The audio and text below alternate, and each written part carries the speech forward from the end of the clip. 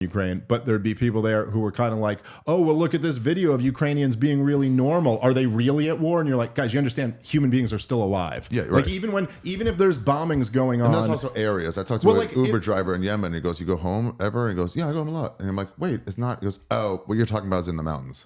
Right. I'm like, Oh, yeah. Okay. It's not, we go Yemen and not this area is really bad. Well, I mean, obviously we're a much bigger country, but if you think about something where like if there was some battle going on in Westchester right now, we're out in Jersey. It's not like we would just be like, I guess we can't record this podcast because it's like no, we'd still do exactly what we're doing. Even like I don't know, a mile from here. Yeah, right. So like so that's part of it too. So I asked him what the vibe was, and he goes, yeah. And I asked him what comedy was like there. I was like, can you make fun of it? Because I'm like, here it's touch and go. And my stance is generally a stance of disinvolvement, and that gets people angry. I don't vote. Yeah. I don't want to weigh in on Gaza and Israel.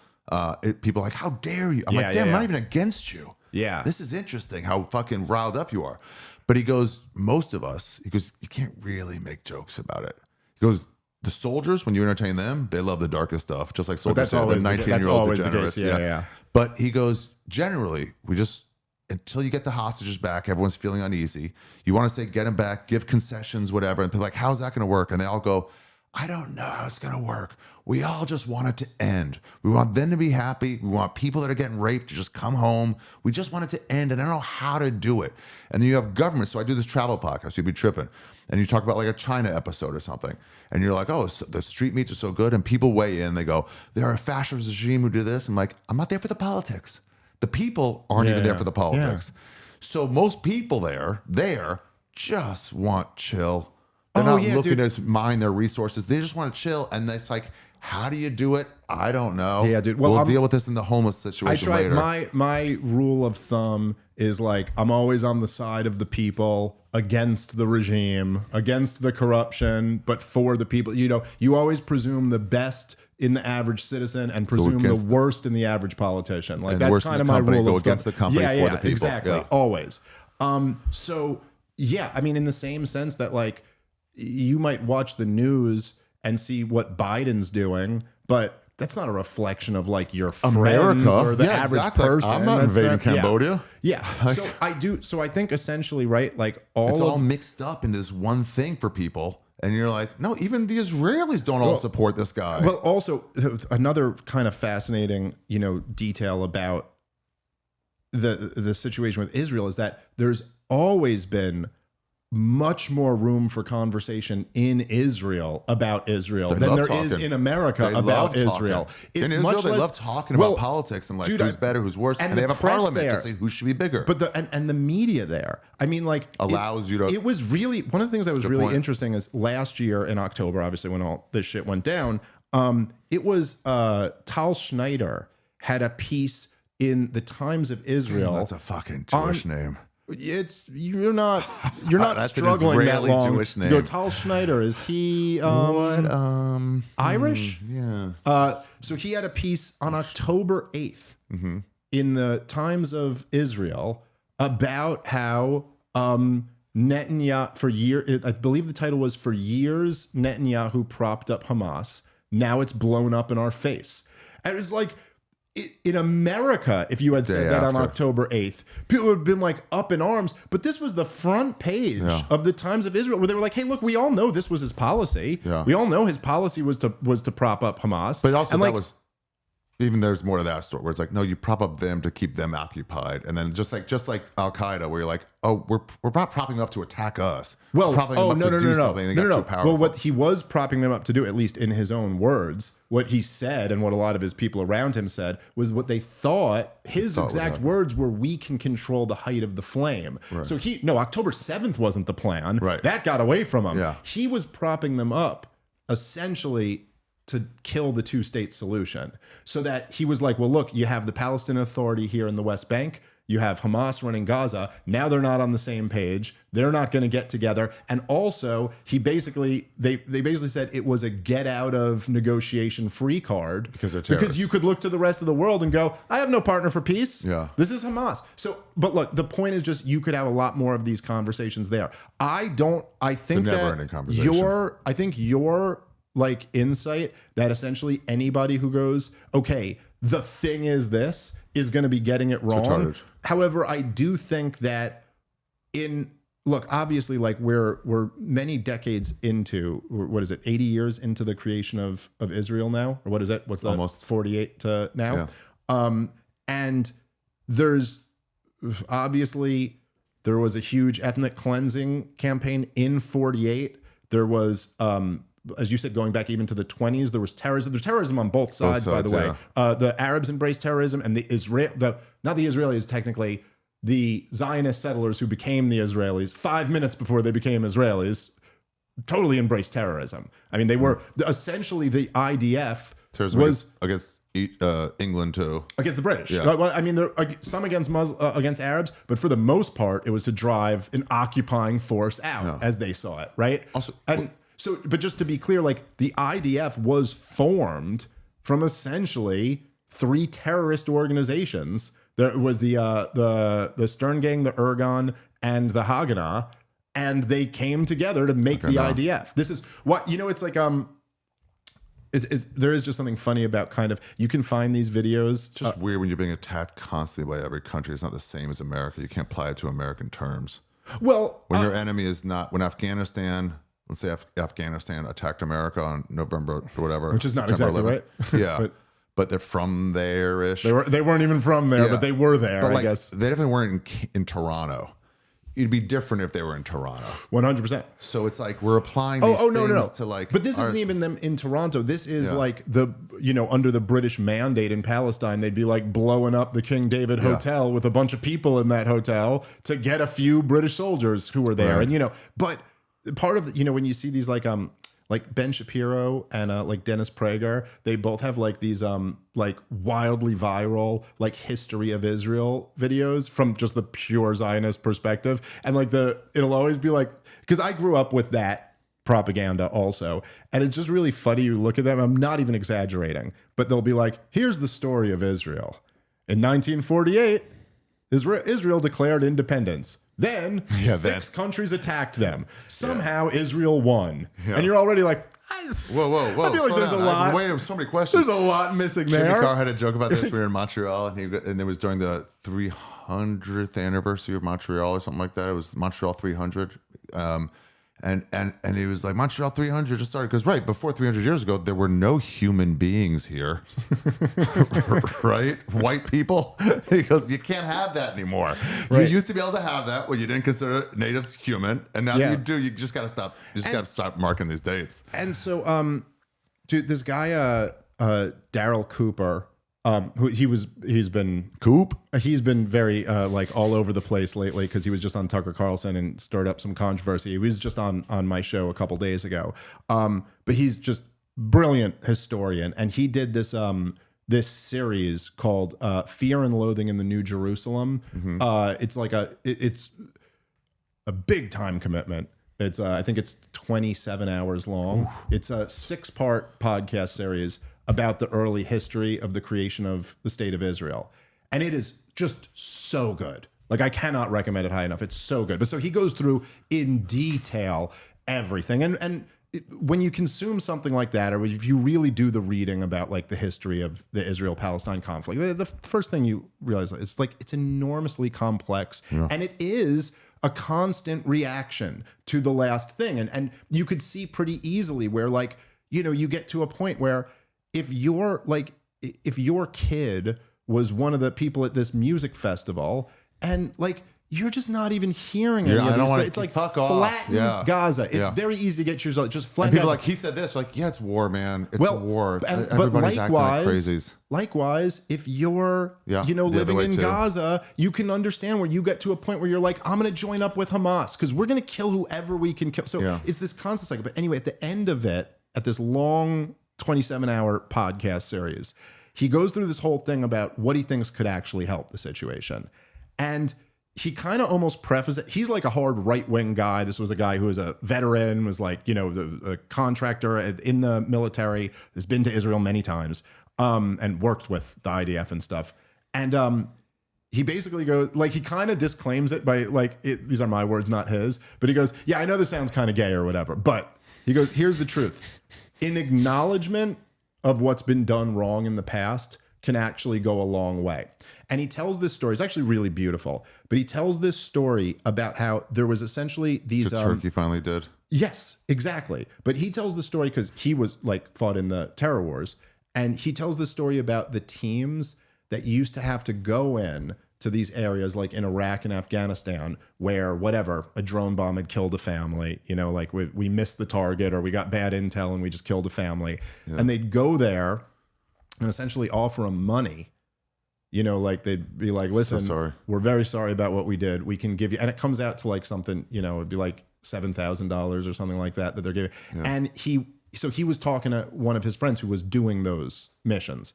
And he said he even asked him, I think, go listen to this on the episode, but I'm just retelling it as much as I can remember it. But he said he'd almost be like, oh my God, did that go like horrifically bad every single time? And because he's thinking that's like horribly insulting to be like, your kid was worth $7,000. And the guy I was talking to went like, no, usually went really good.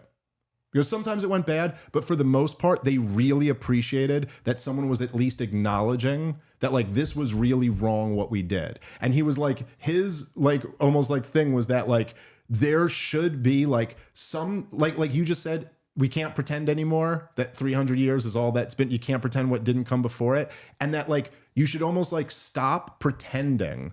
That like, you know, the Ben Shapiro, Dennis Prager, yeah. We just declared our independence. Yeah. And then they've all hated us for eternity over that. This happens in feminism too. We're like, don't pretend like you haven't just like grabbed your secretary's ass for fucking 80 years. Well, and you're like, okay, but also don't pretend like no woman has fake Me Too'd somebody. You know, there's you're acting like all these things just exist in vacuums. And it's like, come on, it's all of these things. My take on the Israel situation essentially is that you're like, look, it's not that there's just this one thing. Or that there's just this other thing. But fundamentally, if you want to talk about the conflict that's going on over there, the fundamentals are that a group of Eastern Europeans decided they wanted to start a new nation for Jews, which for good reason. They were like, we think we've been so persecuted here that we need our own state or we're never going to be able to live like this. And they went to an area that was already inhabited by people and decided we're going to start a state here. And they got international financing and they put it together. I mean, they got everything they needed to get it done.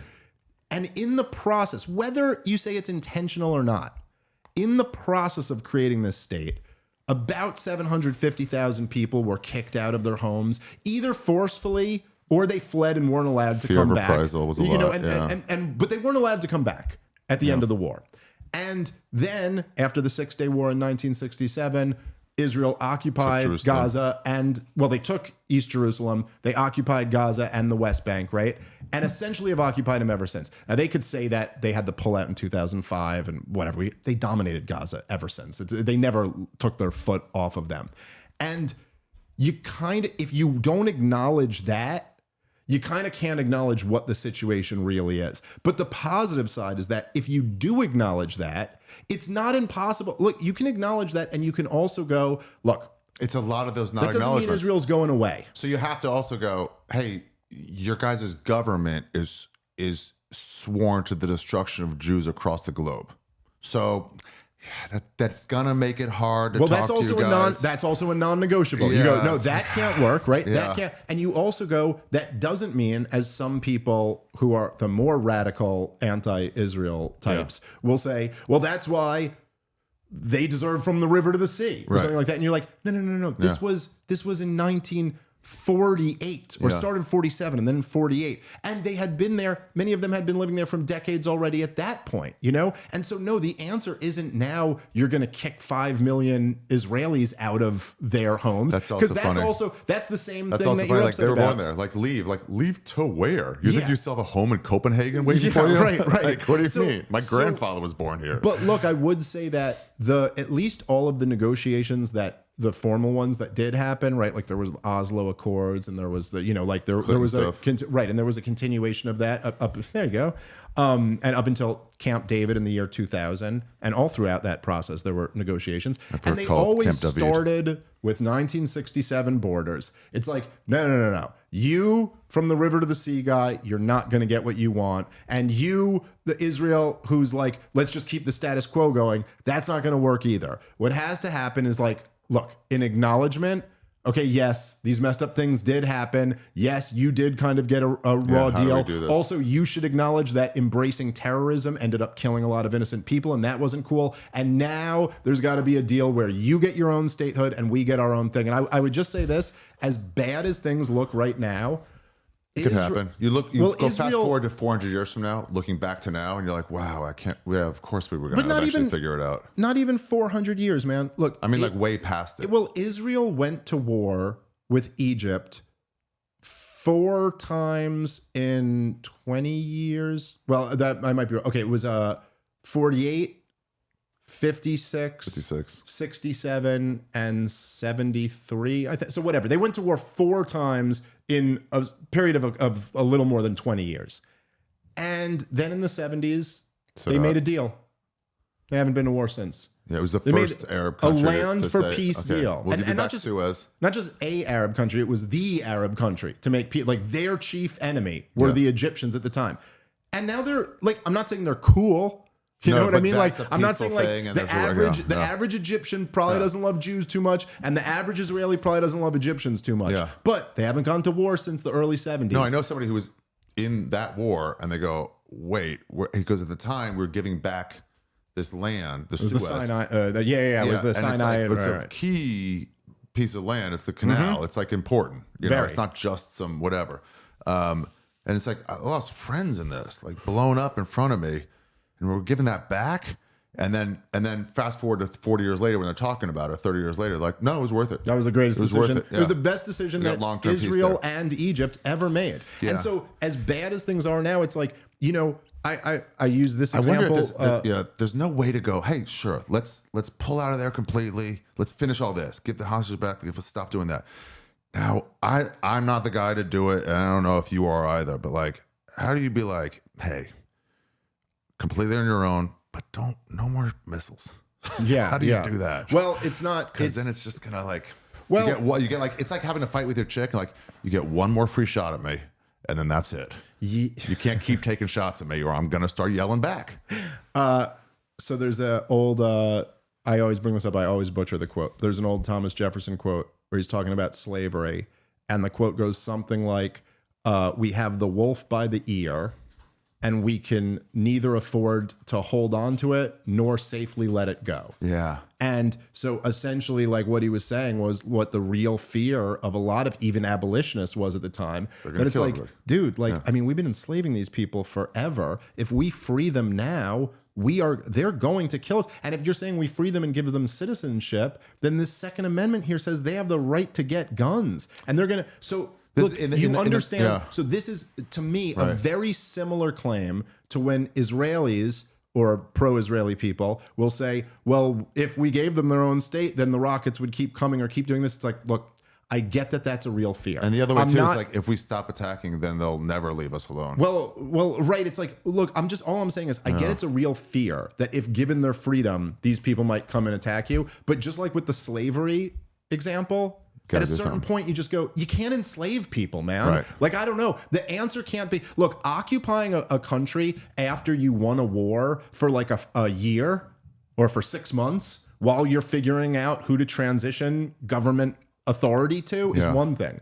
But you won the war in 1967. And by the way, you didn't win the war against the Palestinians. Okay? It was Egypt and Jordan. Yeah. And now you're just taking it out on these people who were, by the way, were never incorporated into Egyptian or Jordanian society. So it's like, no, you just can't do this. Yeah. And we don't want you here. So that to me is the major thing with the conflict over there. And then the other issue is the relationship between Israel and the United States of America, where it's kind of like, it is partially ally, like saying head in the region, and it's partially the Jews' connection to it. Well, and then it's also partially, and it's not just the Jews' connection to it. It's also in very large part the Israeli lobby. I mean, there is a very powerful lobby in this country, and you have organizations like the ADL and the Southern Poverty Law Center, which were started by Jews, that are run by Jews, and of course AIPAC,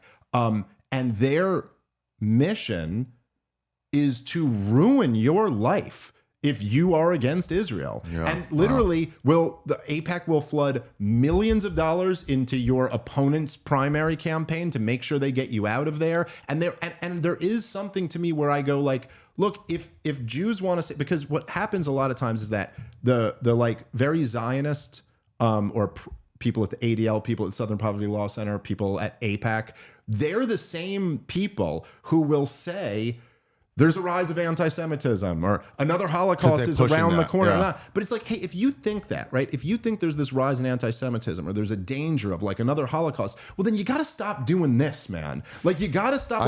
You can't do that. You can't say that the American people are not allowed to elect somebody who's critical of Israel, or we will flood money into their opponent's campaign, or we will try to defame them and smear this person. If you're going to do that, like, what are you poking here? What are you playing with? I say this when they have like this anti-Semitism shows, you know. I'm not familiar. Or like Jewish comedians do. Yeah, I think I've seen like flyers for this. Like, who's this? What do you mean? Who's this going to? You're sending us to an anti-Semite to like come around?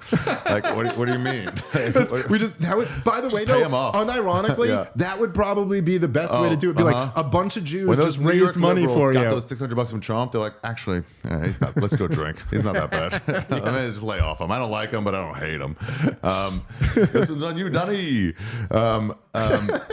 But I go, no, the complaining about stuff is what I think leads to a rise in it. Turn it off if you get uncomfortable. And the complaining about racism leads to more racism, because people are like, oh, you guys are always bitching about stuff. When I lost my job, my dad lost his job. And it's like, it makes it rise. So people, I tell them like, no, I don't want to do your show. And I actually think your show is harmful to us.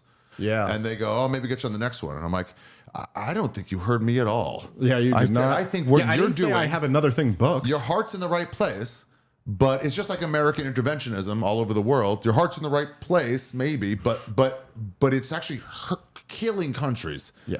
Also, I think it's funny that Americans are weighing in on Israel and Gaza. I'm like, aren't you the country that killed millions of people? But you go like, no, I'm Irish today. Well, that's like also a thing. So I saw when I was on Rogan's podcast, at some point, it wasn't the last time, it was the time before that, but it was after October 7th. And so like when I was talking about this, because you do like weirdly, like when I was talking about the war in Ukraine on Rogan's podcast, it was a couple years ago now. You know what people end up calling you as they go, you're a Putin apologist, or you're a Russian propagandist. But there was something about that accusation that always just like brushed right off me, because it's just so stupid. And you're like, the idea that there is any serious movement in America who are okay, like even back during McCarthyism or whatever, there were some communists. Mm-hmm. Like there were communists in America, okay? But there's no one's sworn loyal to Vladimir Putin. Like, what are you talking about? This makes no sense. However, with this, there are really people who hate Jews. Yeah, sure. So, like, I do almost go on and be like, hey, just so you know, like, that's not where I'm coming from on this. And so I prefaced it by saying, like, listen, if I'm criticizing Israel, and essentially my criticism of them is that, like, your country was founded on, like, violating the natural rights of a lot of the people who live there. And you're also like, your foreign policy, if you want to call it that, is killing a lot of innocent people. This is nothing I wouldn't say about my own government. Like, it's not as right. And do quite often, you know what I mean? Yeah. So it's like, it's not that this is mutually exclusive. A unique, like, it's not unique in that sense. I mean, look, it is a little bit different, for many reasons. I mean, it's not exactly like the war in Iraq, where Israelis are kind of looking over the fence at these people. You know what I mean? Like, it does change the dynamics a little bit. However, to your point that you made about like, I mean, I just think empirically there's almost no argument about this anymore. It's like, I don't know. Do you think like all of the like woke ideology in college campuses, did that get rid of racism, or did it just fuel more of a reaction against it? Like, clearly. And in the same sense here, it's like, yeah, I do think like if you actually wanted to squash the people's feelings of not liking Jews, I genuinely think the best thing you could have is have Jews like you saying to Howie Mandel, like, No, knock it what off. you're talking about. Stop pretending that we're living in like this horrible society that's oppressing us. And then I think you should have Jews like me stand up and say, hey, ADL, Southern Poverty Law Center, APAC, knock it off. Yeah, right. Let That's shit Americans people don't really know let about. Americans be free people. They're allowed to disagree. But it's also the same thing with like Tulsi saying like she had one policy that went against one of Hillary Clinton's policies, and people are like, are you fucked? You'll never pass a law if you do that. Yeah. She'll block you. I'm like, we're in the same party. Like, dude, don't fuck with it. And it's like, oh, right. So it's also, we don't really have a real democracy here either. Right. Yeah. It's just a lot of parts of it that were interesting to me. It was like the day of the attack, that, BLM post going like, nice, we're for the paratroopers. Like, damn. And then later it was like, well, you guys are over attacking back. Like, I saw that hatred come before that. Same thing with the Kobe stuff. It's like his daughter. I'm like, I was getting death threats before the daughter was even before you even reported noticed. on there. Yeah. Well, it's then not that. It's you love your athlete. I agree. I agree with your point there, but then there's also another ripple to it, which is that then when you totally overreact in the response to it, you go, well, now you prove them right. What so is now the you number? don't really now you really don't get to look back and go, you were just guessing that we would do it because you did end up doing it. What is the number of acceptable civilian deaths in a conflict? What percentages is right? I don't know that at all. But it's funny, a lot of it also, with the media reporting is all very pro, I wouldn't say pro-Gaza, more anti-Israel.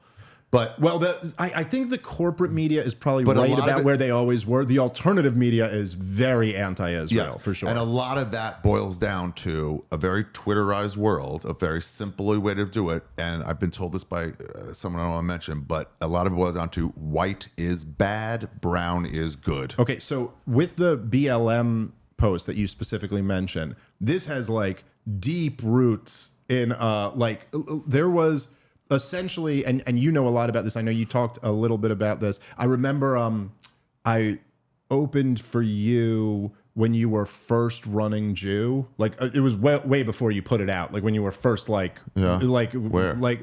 At the cellar at the Fat Black. Yeah, okay. Yeah. And you did a thing. You kind of like ran it. It was like way before the final product, but you like ran it, and then you just took questions about Judaism, and then you'd kind of like come up with that stuff, which was great. What do you guys think? What do you guys wonder about? And us? then you didn't record it, also, by the way, which I was like, I was at the end. I was like, dude, you just got so much, and you were like, yeah, I forgot to record that part. I was like, you didn't record that? But anyways, I literally just remembering this because we're talking about it now, and it popped in my head. But someone was asking you about like the Crown Heights riots and how they started and the tension between blacks and Jews. And like, if people don't know the history of it, like Jews were very instrumental in the civil rights movement. They were the only ones really would go down there and get hung to fucking support black rights. And a huge part of like the organization of it, because you had like a lot of like blacks are a lot of things. They're not on time much. So they've never been accused of being too punctual. Well, and if let's the Jews go down and be like, hey guys, but here's also the starting time. you think about the fact that it was Jews from the North who were coming down to Mississippi to help like the black kids, because it wasn't black adults, it was mostly black teenagers, people in their 20s, because their parents had to work and couldn't risk their jobs. Like, but they would go. So these were the kids growing up in rural poverty in Mississippi under segregation. They were not educated. They were not prepared. The Jews came in with financing and education and all this shit. And so they were kind of working together. And then there like a big rift started by the late 60s. And one of the huge parts of this was the war in 1967 and Israel taking over control of God. And that Malcolm X and all these guys, they were the black kind of like, they identified with the Muslims. And they were like, no, fuck this. These Jews are the white persecutors of the Muslims. Who's the Muslims? Us. Who's the white people? White people. And so there's like they they grouped everybody, and then it became like, no, I'm currently representing you pro bono and taking death threats. I'm not them. I'll say there was certainly some sloppy thinking on their part, but it wasn't without a point. Like there was some point to what they were saying, and there was something where the Jews, the only African nation that they allied with at first, very unfortunately happened to be South Africa, who was an apartheid regime at the time. So if you were like a radical black nationalist, what do you mean? Because you already got to think, right? There was already this friction between, broadly speaking, like Malcolm X and Martin Luther King, right? So Martin Luther King was essentially, at least for the day, I'm not saying he was a socialist too, but for the day and his cause, he was essentially a liberal. He was essentially saying like, hey, let's just extend the Bill of Rights to include black people also. But that's in a sense almost an endorsement of the American system, saying like, oh, America's failed on its promise. This was his line in the I Have a Dream speech, right? With the line about we were given a check, but when we deposited it said insufficient funds. Right. So he's basically saying like, hey, we got this document that says all men are created equal, and yet then when it comes down to life in America, we're not treated that way. Malcolm X and these more radical black nationalists were like, fuck America, that's the white person's, that's the white man's government. We want to form our own thing. We should go for, right? So you already have this kind of, and then, okay, Which, you got... neither one are right or wrong. There's just two ways of looking at it. Sure. There's things that are appealing about each of them, I think, to be honest, and things that are unappealing about each of them. On the word white power? I mean, black power? Who's Malcolm X? No, it was one of the underlings. And he goes, and they held this group of kind of traveling speakers. And Martin Luther King was like the leader, for sure. And they had like some fights about who's whatever. And he goes, Martin Luther King had a speech somewhere else, couldn't make this one. And he goes, well, he wasn't there and he couldn't stop him from saying, and he shows the speech and he goes, oh, he's talking about white power, what about black power? And this guy's such a good speaker, the way like T.D. Banks is and all those people. And he goes, what about black power? And they go like, black power. And he just keeps going, black power. And they're like, black power. And he goes, Martin Luther King came back, but it was too late. Yeah, the word stuck. Well, right. So imagine you're in this camp and let's say, which I think almost all of us could kind of understand, if you were a black person living during segregation or something like that, you could certainly understand where you might be attracted to the Malcolm X argument. Malcolm X is like sitting there and saying let's take power. And like saying like, they'll never give it to us. He goes, look, essentially the split was like, okay, and Malcolm X would needle Martin Luther King for this, essentially, right? That Martin Luther King, if you got some white cops who are coming in who are roughing up your wife in front of you, and Malcolm X would be like, so what is Dr. King telling us I should do? Write a letter to my congressman?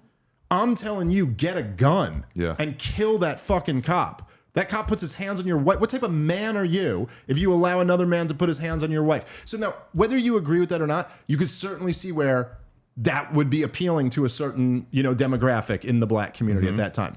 And so then you're a little bit frustrated with the Martin Luther King branch because you're almost like, that's almost a sellout, And then Israel is aligned with South Africa. They're oppressing their black people, and then you could spin it as, and Israel's oppressing their black people, the Arabs, right? And then you find out that the Jews have been funding the Martin Luther King wing of your black movement. And so it's very easy after that to be like, oh, I see what you're doing here. And then, like, no, of course, and look, the relationship between blacks and Jews, since then, right, is one where it's almost always, I mean, not 100% of the time, but 99% of the time, there's a serious power imbalance. Now, I'm saying the relationship between blacks and Jews typically in black neighborhoods is landlord, renter, store owner, customer. Stick to themselves.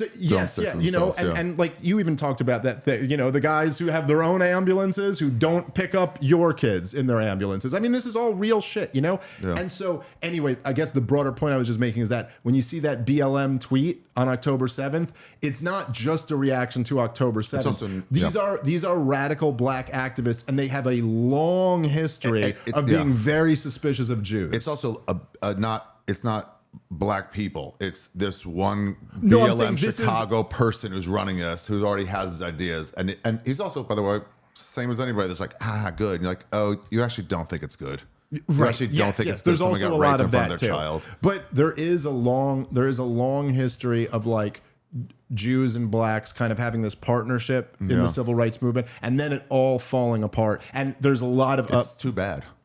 Oh yeah, it's tragic. Some high-level journalists about it. I don't know if they want to go on record, but like they probably don't. If it's a high-level journalist, they don't want their name coming out of your mouth on my show. I promise you that. But they go Wolf Blitzer, ladies and gentlemen.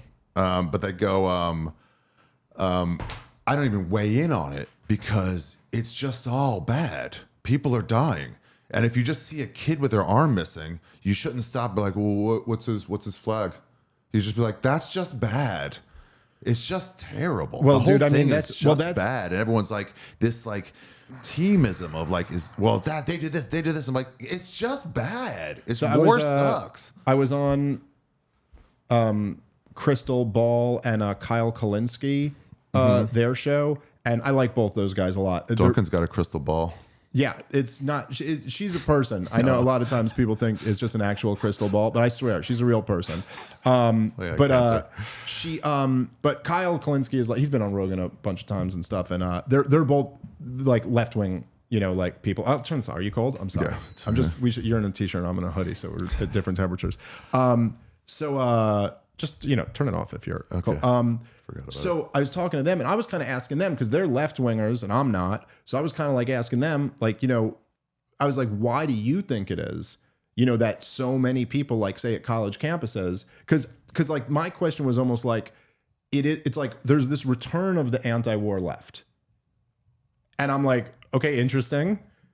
Where the hell you been? You know, really missed you since Dick Cheney was in the Oval Office until now. I haven't heard anything from you. So it's kind of nice that you're back, but it also does make you a little bit suspicious of like, why, and I said something like, I was like, well, where were they, when Obama launched a war in Libya and Syria? It's a new group. And this, the 25-year-olds weren't there. Well, that's a good point. But what Crystal Ball said to me, which was like kind of fairly obvious, but as she said it, it was like, oh, there really is truth to this. Is she was just like, look, the truth is, she goes, for these young people, these like 20-year-olds, number one, they didn't see all of those wars. Number two, those wars weren't on social media the way this one is. True. And it is, when you see death. And dude, the war in Iraq, if you remember, the video footage you got from it was like grainy night vision with like what looked like a firework going off and then a pff, and that's one thing. But what I see on social media every day for the last year is a baby suffocating to death.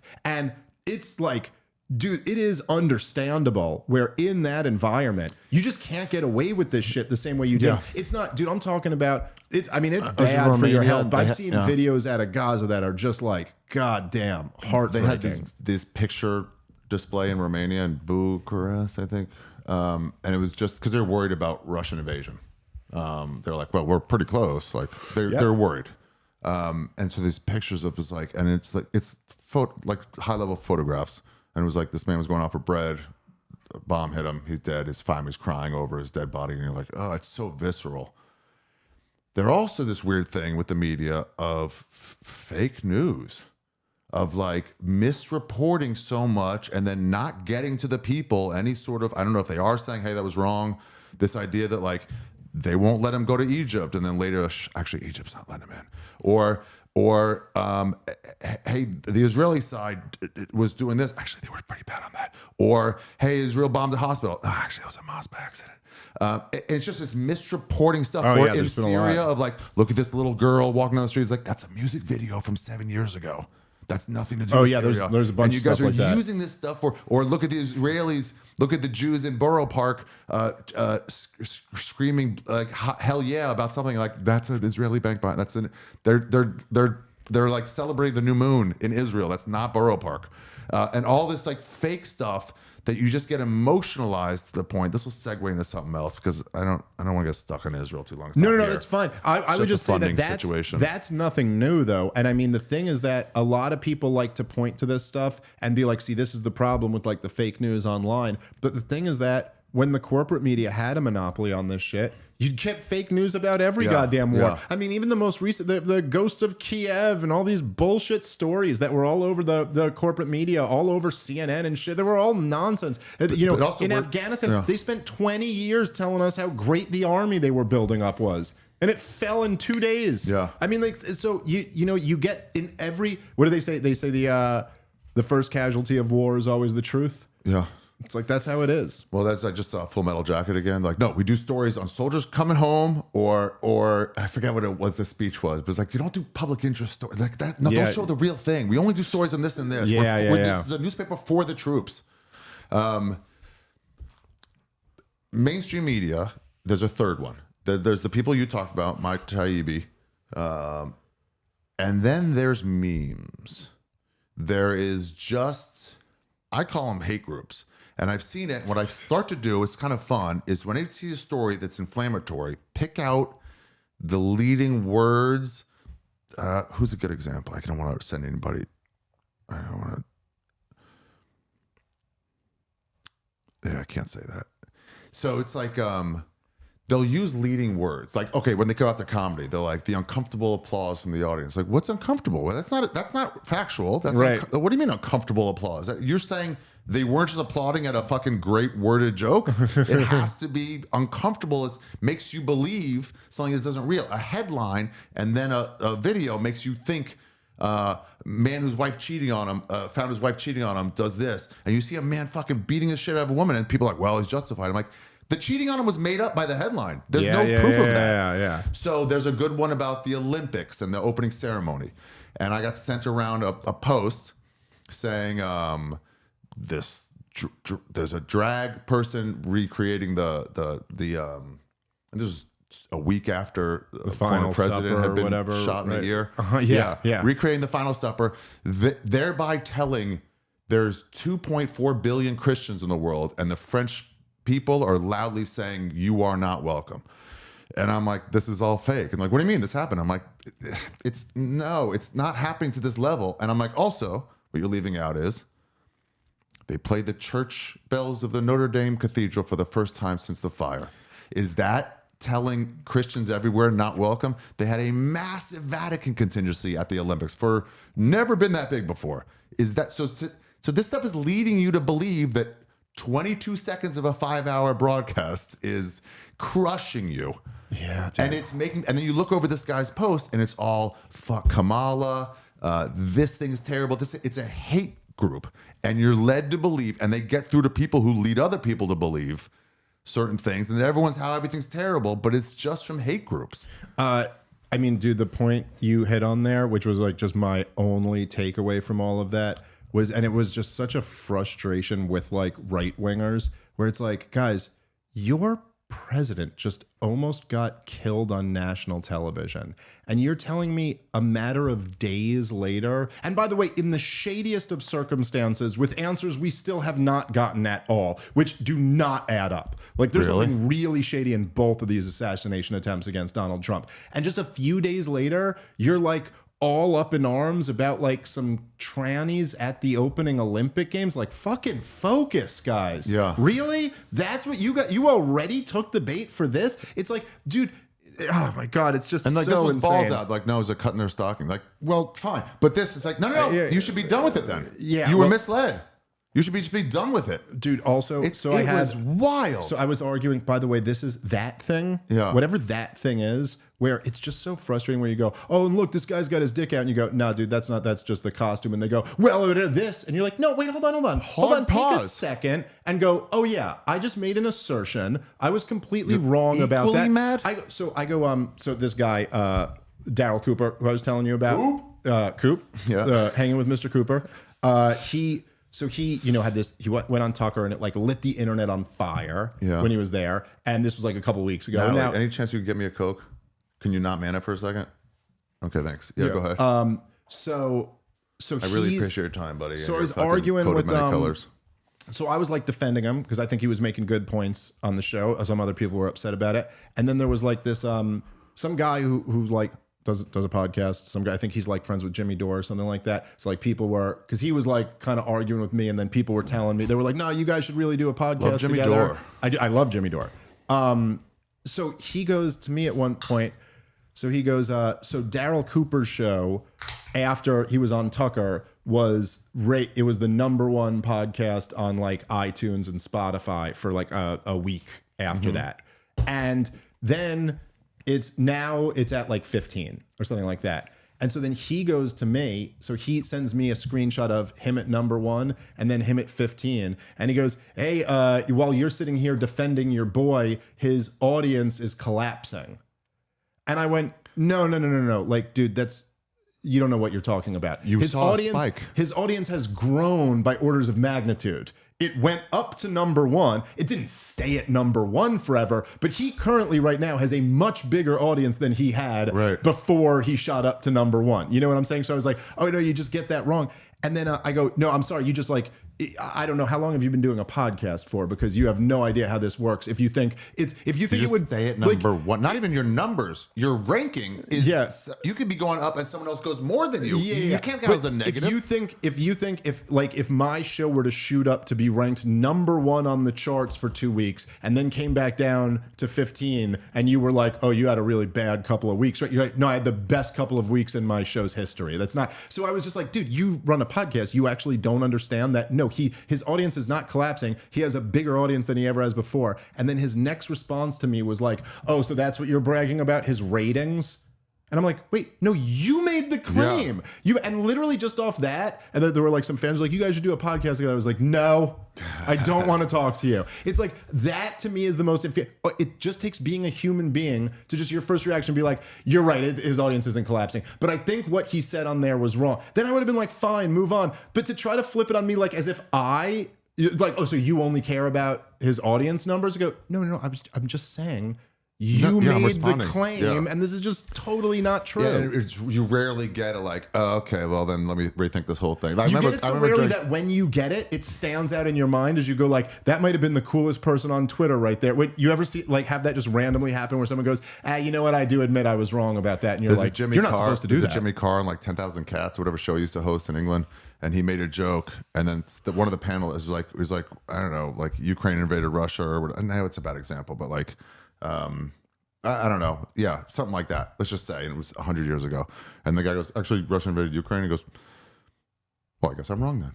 And it was like funny and also like great. Okay, we're done. Excellent. Yeah, I remember during the beginning of COVID when it was really like spreading and deadly in people's minds anyway, and they're like, they don't want to shut down the schools. I'm like, why not just shut down the schools? What are they doing? If kids can spread it, whether or not they get it, it's like, shut down the schools. I don't get the issue. I mean, buddy was like, well, a lot of them only get meals.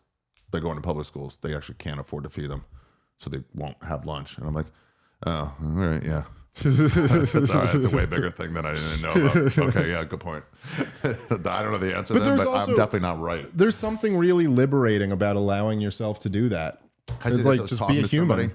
About that our education system falls short on social things, and the idea of an apology, not just as a kid, like say you're sorry you hit your brother, not that, I'm sorry and move on, is to be like, hey man, what I said about you, like I know it was a year ago, I it's made a strain in our relationship, and I'm legitimately sorry. I shouldn't have done that. It goes so far, dude. I try, and no one knows how to do it. Dude, I really... We should train, like, not young kids, like 16-year-olds in how to do it. Dude, I try. I really do. And I do this as I try to do that with my kids as much as possible. And I have little kids. I mean, my daughter's 5 and my son's You're forgetting about to be yourself. 3. No, but it's also... No, but if I'm like... And I don't yell at my kids. I've never and would never hit my kid. I don't like parent like that. But... I've gotten frustrated at times, and I bring Ari in to hit them. But he doesn't care. No emotional attachment whatsoever. He seems to love it, which is that he goes every single time he goes, I'll be right there. He comes over immediately. But I'll if I get frustrated or something like that, you can't spell like Warden without RD. Well, especially with my daughter, my son's a little too young for it. But I will like take her aside and just be like, hey, I just want to apologize. Like, I'm sorry. I got a little frustrated. I shouldn't have before. This is why I got frustrated, and I shouldn't have. You know what I mean? Like, and I think that, and then you know what you notice is then she starts doing it. Like, because they're imitating you, and you're kind of their standard. So then she'll be like, if she gets a little frustrated, she'll go, I'm sorry, I shouldn't have gotten frustrated. And it's like, but just as a person in general, it's actually much better for you and for your own soul to just be able to admit when you got something wrong. That sucked. And we all do that. We all get things wrong. Yeah. I mean, not me so much, but everybody else. It almost always helps the situation. To be like, at least they know, all right, you're not going to do it again. We're not friends anymore.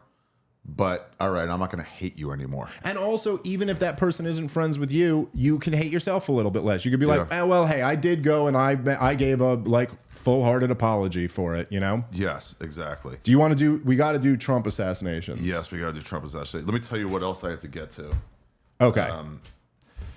Do you think it's crazy that is this right? 6 states decide the election? 6 states, 6 or 7. Seven. Yeah. Let's go conservative. What are we doing? So like no one in New York or California or Oregon fucking matters. What are we doing? Well, What are we all getting caught up in this? It should just be those 6, 7 states. Well, then that's not fair either. It's retarded. What's weird in a way to me is that those states have the states like New York and California and stuff have already made up their minds before they even know who the nominee is or anything like that. However, it would also be problematic the other way. Like if you didn't have an electoral college system, then essentially the smaller states would have no reason to have ever wanted to be a part of the United States of America because they would have gone, oh, we have no say. The bigger states just dominate us. Oh, right. So, it's like, it's a weird system. Democracy is incredibly flawed and it's kind of not real. It's all an illusion. And it's just crazy. It's just, yes, but that's what it comes down to. Like in a country, in the state that's already been decided. What a waste of time. Well, it's crazy too that just like Iowa and New Hampshire get to be first in the primaries, and then that totally people drop out already. It's over. Sets the tone for the entire country. Like it's there's a lot of shit like that where it's like it really is just the whole system is kind of designed around the idea like you're not supposed to ask too many questions about this. Just kind of accept that this is the way it works. You know? Yeah. It's like it's a. I don't care about the electoral system. They could vote for whoever they want. Like, yeah, they don't though. Dude, it was in Austin Powers. It was in one of the Austin Powers where they're it's like they're always doing time travel in those movies, but at this one he's like going back and forth a bunch. And then like at one point one of them's like, but wait a minute, if you're going back in time, then wouldn't the future you already know that the one of you who went back in time, and wouldn't the you back in time be the one there? And Austin Powers just goes, it's probably best to not ask too many questions. And then he looks at the camera and he goes, that goes for you too. It's just like a funny like breaking the fourth wall. But it's just where he goes, we're going to this land, and if they find out we're coming, they're gonna attack us. He goes, you got the stakes? Okay, but it's just like one of those things where you're like, gags now. You're like, listen, you probably just like you don't want to overthink this too much because pretty quickly you'll realize none of this makes any sense at all. Okay, so here's what we got to get to. Don't gotta, but what I have left, but we definitely have to get to the assassination attempts quickly. Anyway, I mean, I had it on the radio just because I was driving yesterday from somewhere that I had on the radio, and I was listening, and it was like, what? Assassination, and it was like barely, and then gone from everything else. Every time I flipped, what is each party too concerned with?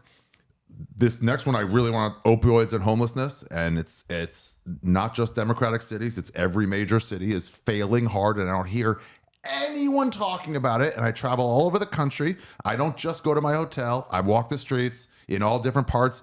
It's bad. The internet, AI, free speech, and the environment. But let's talk about this fucking assassination attempts first, both in Blackwater commercials.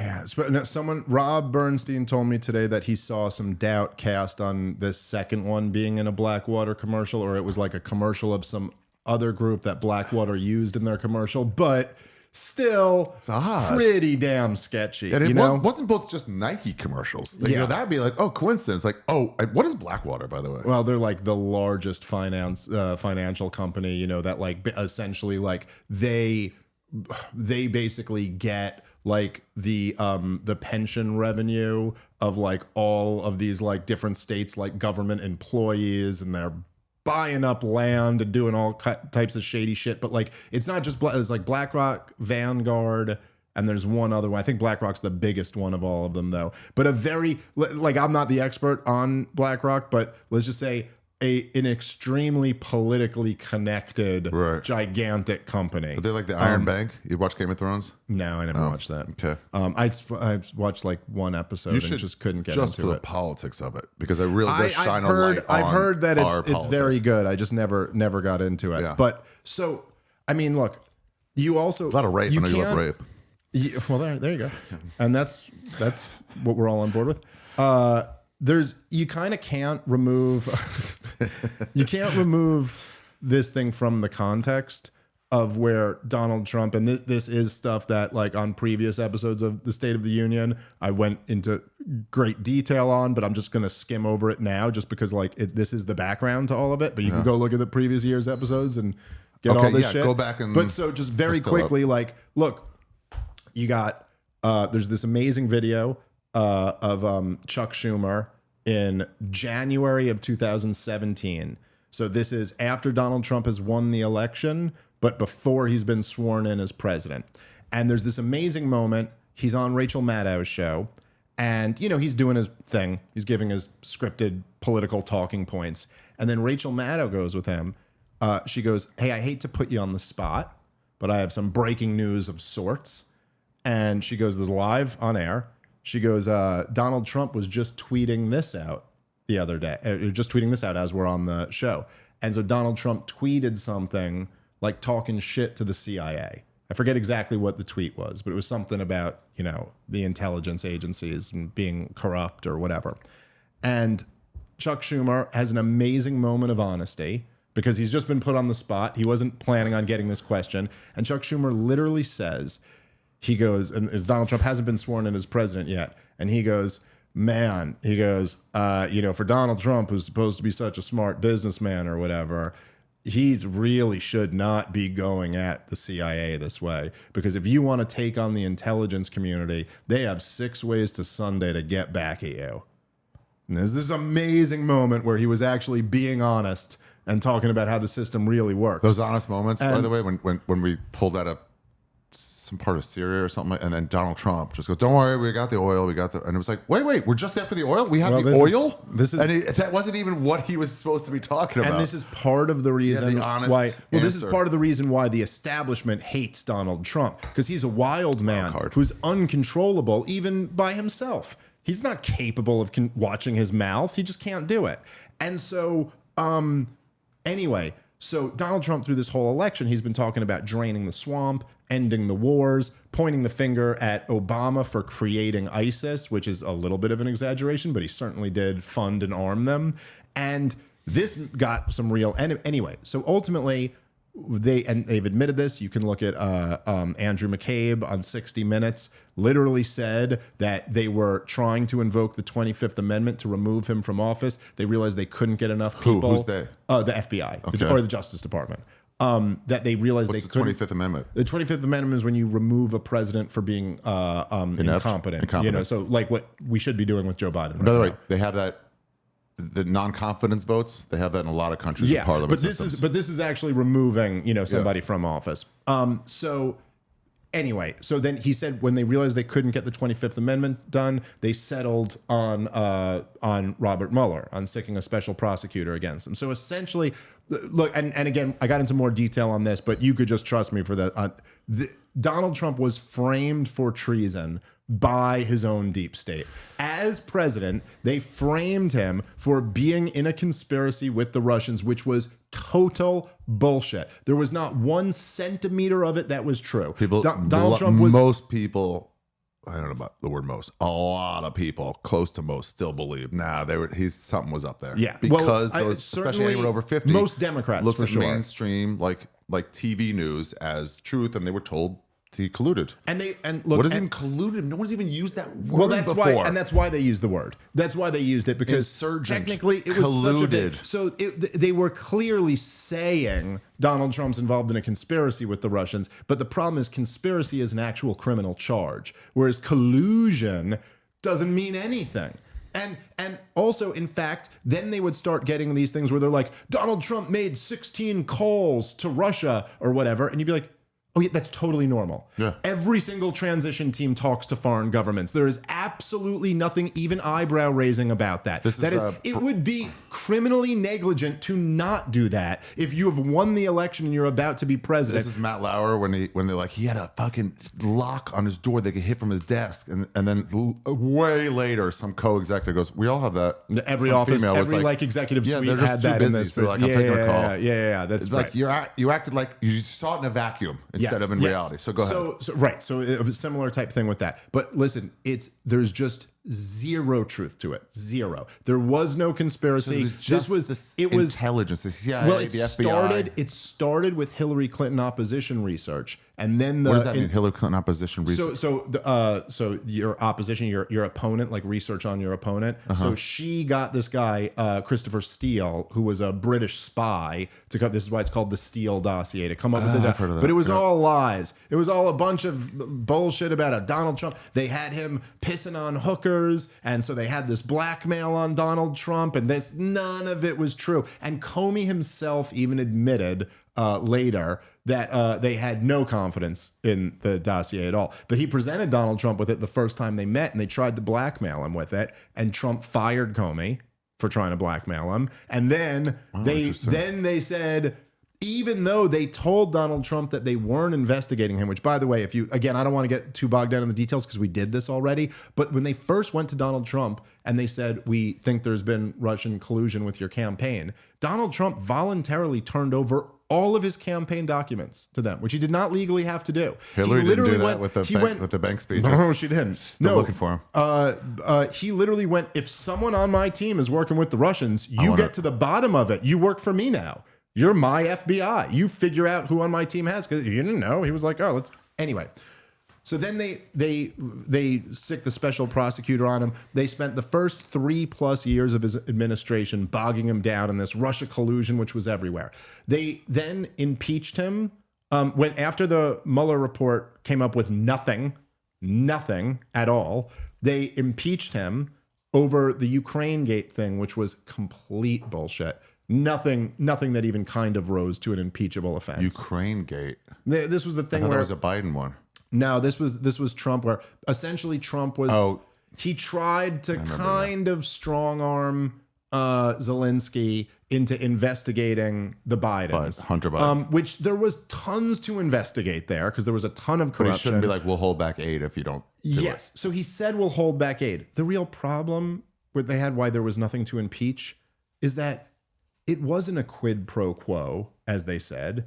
It was, at best, an attempted quid pro quo that failed because he never got the investigations and he gave him the aid. So, like, he never even did it. There was nothing that rose to the level of impeachment. But anyway, because I just want to get back to the assassination thing. But so they impeach him for that. Then they impeach him. I will tell you, like, when I said, like, from watching stuff on mute, you get a sort of sense of what they're doing, especially someone who doesn't care. When they bring up he's being charged with a felony, and I'm like, from 3 years ago, they just during the election they brought it up. I'm like, hey, again, I don't care. I'm not going to vote. I honestly try not to care. Seems odd. Well, that they're waiting till right when he's busy, right? So not hitting him with some responsibility. So not just they impeach him over the Ukraine gate. They then impeach him again. They say he incited an insurrection on January 6th. They go through all of these. Agency, yeah. They go through it. That the January 6th thing was another one. Like, he asked people to go do it, and I go, show me that transcript. And I go, no, if they didn't go march there, nobody would be like, thank God they didn't march. He fully told them to fucking go attack those people. Yeah. That's right. In hindsight, they're like, oh, I guess it looks a little like he did. I really am not saying that line. He certainly never said anything like storm the Capitol. We got to take it back. Fight for your country. That's just terms they all use. And he said peacefully. He said go peacefully. You know. So anyway. So then my friends still literally ask them to incite violence, and it's like. Look, I mean, the bottom line here is this. If you're going to say he incited an insurrection, well, guess what? That's criminal. So with all the things he's being charged with, how come he's not being charged with inciting an insurrection?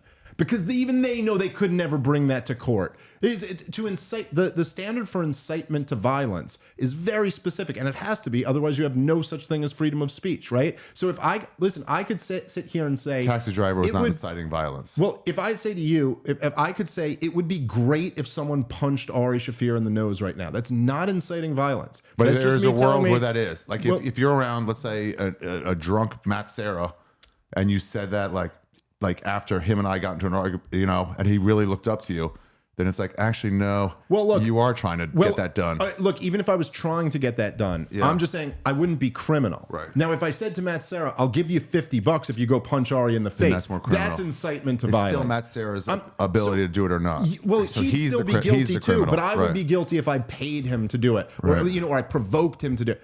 Donald Trump, there's no way they could get a conviction of that. But to your point, look, so in 2024, the word comes down from the Justice Department that we are going to weaponize this thing against Donald Trump. We're going to weaponize the legal system against him. Wow. And they start charging him with and almost all of the charges were like novel legal theories that they never even would have brought charges to anybody else. Somebody said like one or two of these were like, it's at most like a fine, but they're making it like felonious. Yes, they charged him with like 36 felony counts for what was a misdemeanor, but for the first time ever, they said that because this misdemeanor was in the service of a broader crime, therefore it's a felony. I mean, look, this is blatant election interference. They tried to remove him from a few state ballots. So anyway, I'm just saying that all of this stuff, what the deep state has been doing to Donald Trump, you kind of can't remove that context. You're saying that comes from,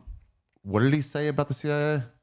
Well, he said a lot of things about them, but he specifically called them out. For one of the ones was called them out for creating ISIS, which what they actually did was commit treason and send aid and comfort to the enemy in a time of war. And so, what does that mean?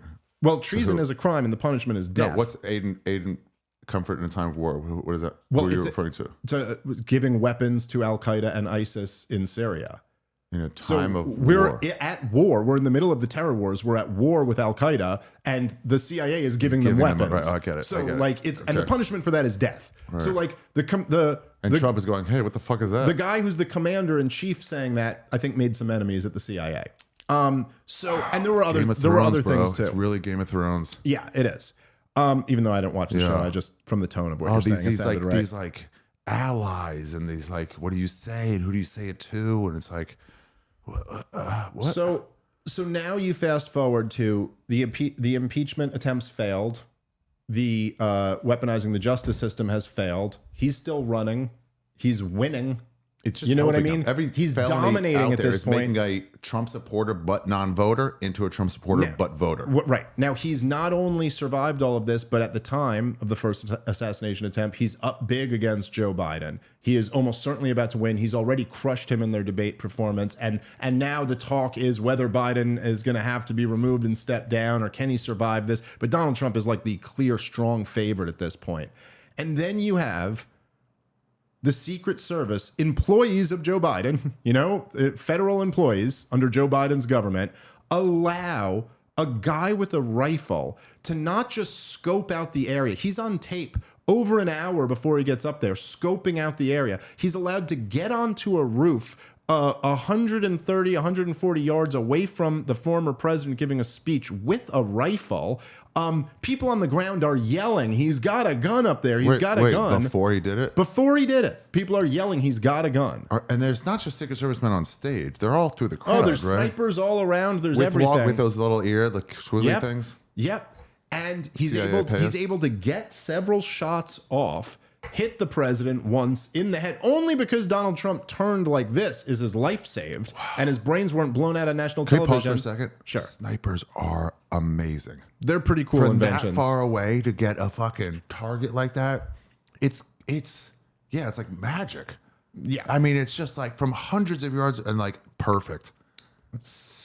Yeah, it's pretty nuts. Wow. But then, I mean, look, after that, they come out and say this kid had no social media footprint, which I've always said, listen, just the idea that there's a young person who's so radicalized that they're ready to go take out a president, doesn't have a social media footprint, is impossible. I'd have a Finsta at least. This just makes no sense whatsoever. And on top of that, there was all different like reporting done on tracing like his phone. And, because it's not just the government who's tracing everywhere you go on your phone. It's every goddamn app on your phone is tracing everything these days, too. So they were able to, like, get some of this information. They're introducing you to people who you just happen to pass at your gym. Like, yeah. Hey, do you know this person? Yeah. There's, everybody knows everything. Privacy is gone. Privacy is gone. And they had him in D.C. And evidently it was at a building that's, like, well known for where like people the FBI meets with informants and stuff like that. And so it's like going to Patty's and you're like, no, I wouldn't go to the stand. It was just a Patty's. Like we all hang out at Patty's after the stand shows. Yeah. Right. It's something like that. Like it's not a federal building, but it is kind of a federal building type deal. And so you have that. This thing misses only by like this crazy, grace of God or coincidence or whatever you want to think about it. Donald Trump misses and it just doesn't blow his brains out. And now you have this second guy who comes with an AK-47 and a scope and 2 duffel bags full of equipment and shit, gets onto this golf course where Donald Trump is and had not publicly announced that he was playing there. So kind of indicates that he had some information. Said he was waiting for 12 hours. Yeah, I don't know about the details of that, but this guy... Yeah, those are probably shady details right now. Yeah. I was just talking about this on my show today. So he was in 2002 charged with having a weapon of mass destruction because he had a bomb, like where he barricaded himself after getting in trouble with police. Yet he also was part of the volunteer Ukrainian military going to Ukraine in the middle of the war and trying to recruit volunteers for the Ukrainian army. He also wrote like a book where he was praising the Free Syrian Army, which, by the way, is code for Al-Qaeda and ISIS in Syria. That dude looks like Kato Kalin? Yeah. I mean, you can't judge a book by its cover, I guess. No, but I will just say, without like coming to any conclusion, which I'm really not coming to, but all of this is fucking shady. Like none of this, this like all seems like something is up. When they had the Jew tunnels came out, you know, and it was like they led to a synagogue, and everyone's like, you know, all my friends, Rogan, everybody's like, what is that? And I'm like, I'm trying to weigh in. I don't really know, but I'm like, I think it was like COVID. They were trying to get in there during COVID lockdowns. I'm like, fuck off, we're praying. You know, like we'll figure out a way. I don't know when they built it or opened it up, whatever.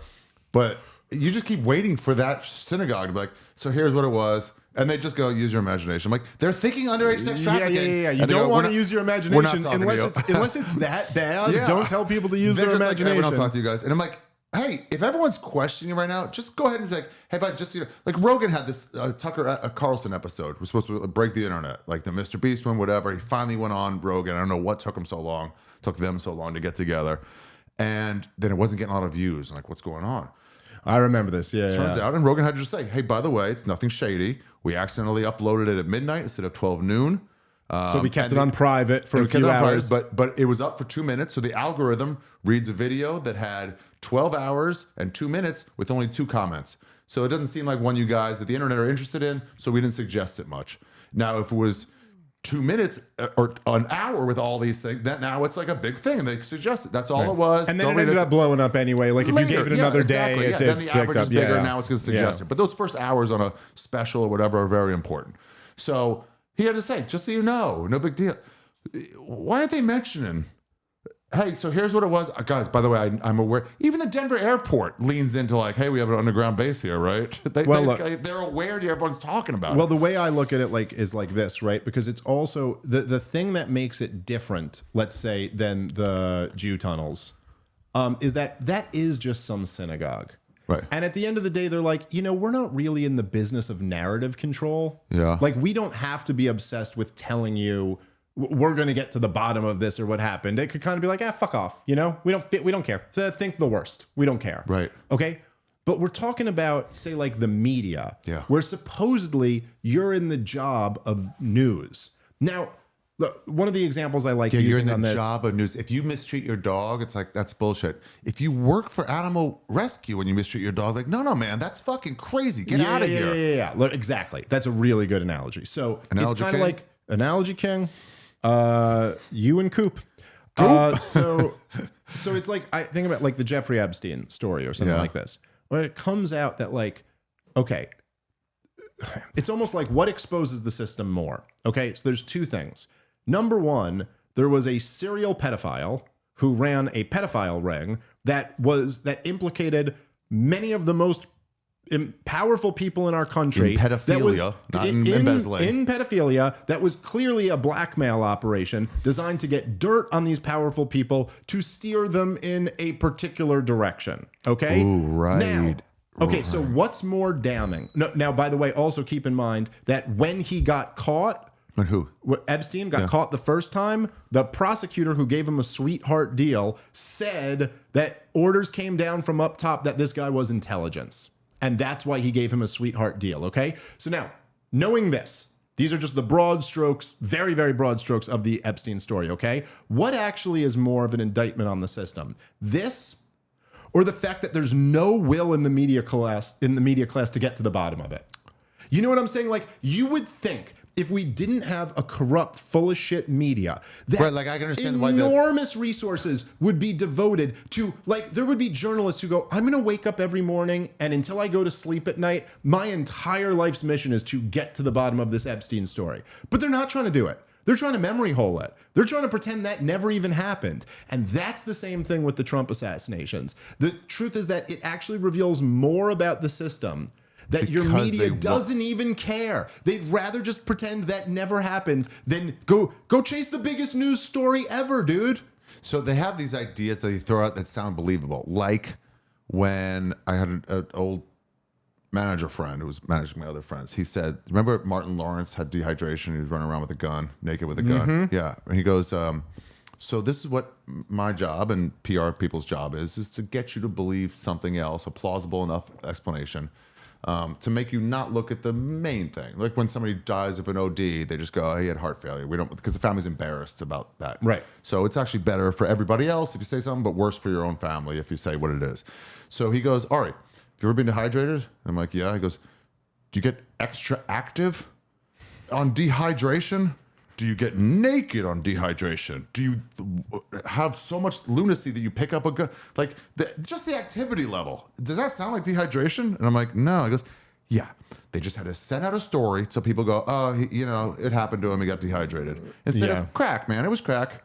Which would be worse for his career. So, like, they send these stories like they'll go, oh, we couldn't run the Snowden story because we didn't think it would sell enough newspapers. And they're like, not enough. I've talked about this before. Not enough for the Metro section. Not enough for page 17. I get not front page. And it was also the #1 story of the year, No, like in terms of interest. Wrong, But also, on, there's another way to put. Listen, comedy doesn't lead late night shows. It goes at the end. Sure. Okay, but there's still time for it. Right. Somewhere. Right. So when you're like, hey, when it's selling this, you're like, oh, I guess you're right. Wait, hold on a minute. So this too, where it's like, okay, sure, you don't know. Why aren't you guys covering the shit out of it? Yeah. You'll cover the Caitlin Clark effect. You'll cover like the fucking chick fucking boxer who's too ugly to fight the fucking hot boxers, but you won't. I'm minimizing. No, you're but sure. But That's like, okay. You won't even.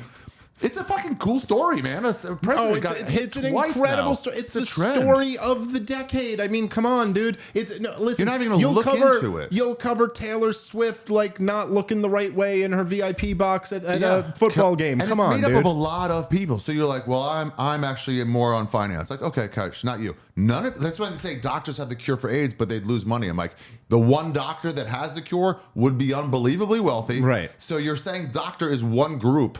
Right, and not made up of a lot of. There's all these individual journalists.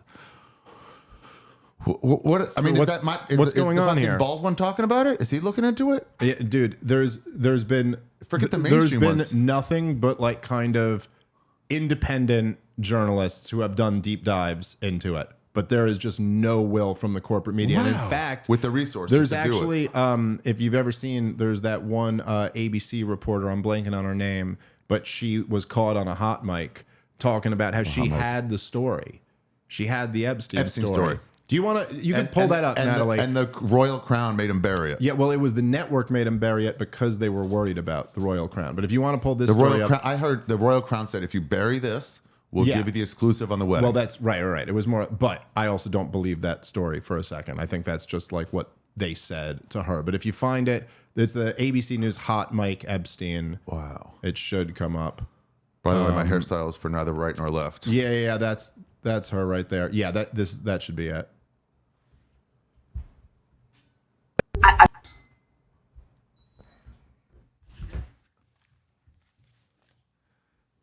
And I've had the story for 3 years. I've had this interview with Virginia Roberts. We would not put it on the air. First of all, I was told, who's Jeffrey Epstein? No one knows who that is. This is a stupid story. Then the palace found out that we had her whole allegations about Prince Andrew and threatened us a million different ways. We were so afraid we wouldn't be able to interview Kate and Will that also quashed the story. And then Alan Dershowitz was also implicated in it because of the planes. She told me everything. She had pictures. She had everything. She was in hiding for 12 years. We convinced her to come out. We convinced her to talk to us. It was unbelievable what we had. Clinton. We had everything. I tried for 3 years to get it on to no avail, and now it's all coming out, and it's like these new revelations, and I freaking had all of it. I'm so pissed right now. Like every day I get more and more pissed because I'm just like, oh my God, what we had was unreal. Other women backing it up. Hey, yep, Brad Edwards, the attorney. For a journalist to have that, it's like, I fucking had the play drawn. They called a timeout late, and then they saw what I was gonna do with a fake punt.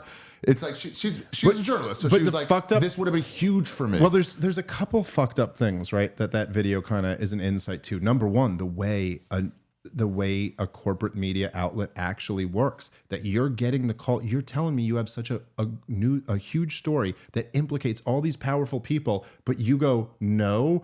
And even their cover story, which I don't buy at all, is we want access to the royal family. You're like, wait a minute. So okay, first of all, how about I leave Prince Andrew out of it? Well, that is a stain on you as a supposed news organization. Like, okay, so you're not a news organization, is what you're telling me. You don't do news. You don't hold the powerful to account. You work for the powerful, period. And also, they won't let you do that. But I have Bill Clinton fucking a 6-year-old. Yeah, like, not that much, but like, come on, man. That's also going to get you a lot of views. But this is why the thing is that it's like, no matter how much you hate politicians, no matter how much you hate the corporate media, it's just never enough. Like, they're worse than you could possibly imagine, because you're telling me that all the way up the top of the chain, there's not like one decent person up there who went like, guys, this is a pedophile ring. We have to cover this. We can't cover it up. We have to expose this. So what do you think they're not covering it? Also, well, I think because it implicated all these powerful people, and they didn't want to do that. People said, and they'd rather have access than that. Because you don't have to get through all the reporters. You have to get through the one guy in charge. Yes. But and then the other thing, which is actually kind of interesting to me too here, because it's not actually a great comment on this lady, is that what you could tell what's really bothering her is what? That she didn't get the scoop. She goes, oh, it was such a big story and we had it. And they make, these new revelations. They're not new revelations. I had this 2 years ago. And it's like, oh, you're mad you didn't get the story. But hold on. But wait a minute. No, listen, I'm not saying it's not human. But here's what's not human. Okay, you're in the news business, and you weren't so appalled by your company killing this story in order to get access to the royal family that you quit your fucking job. Like, I'm sorry, dude. I do love when somebody quits and just says, fuck this news, fuck this Congress. Look, man, I'm not saying you always gotta quit your job, but there's a certain, there's a level where, if you're like, hey, I don't know, there's something about a club that you really love working, and then you found out that they were taking the money that you generated from that weekend and using it to torture babies or something. Oh, I can't be You'd be like, well, I can't work your club anymore. I mean, it's on that level of no, I'm sorry. The onus is on you now. You hired this guy who may or may not have done something bad. You're like, that's different. Yeah. No. This is something directly different. We use this money for. I'm sitting here telling people that I'm a journalist and that I work for a news organization, yet you are not that. You are covering up a pedophile ring. It's actor talk. It's like, I auditioned for that movie, and it was just because they gave it to his sister, and there's that.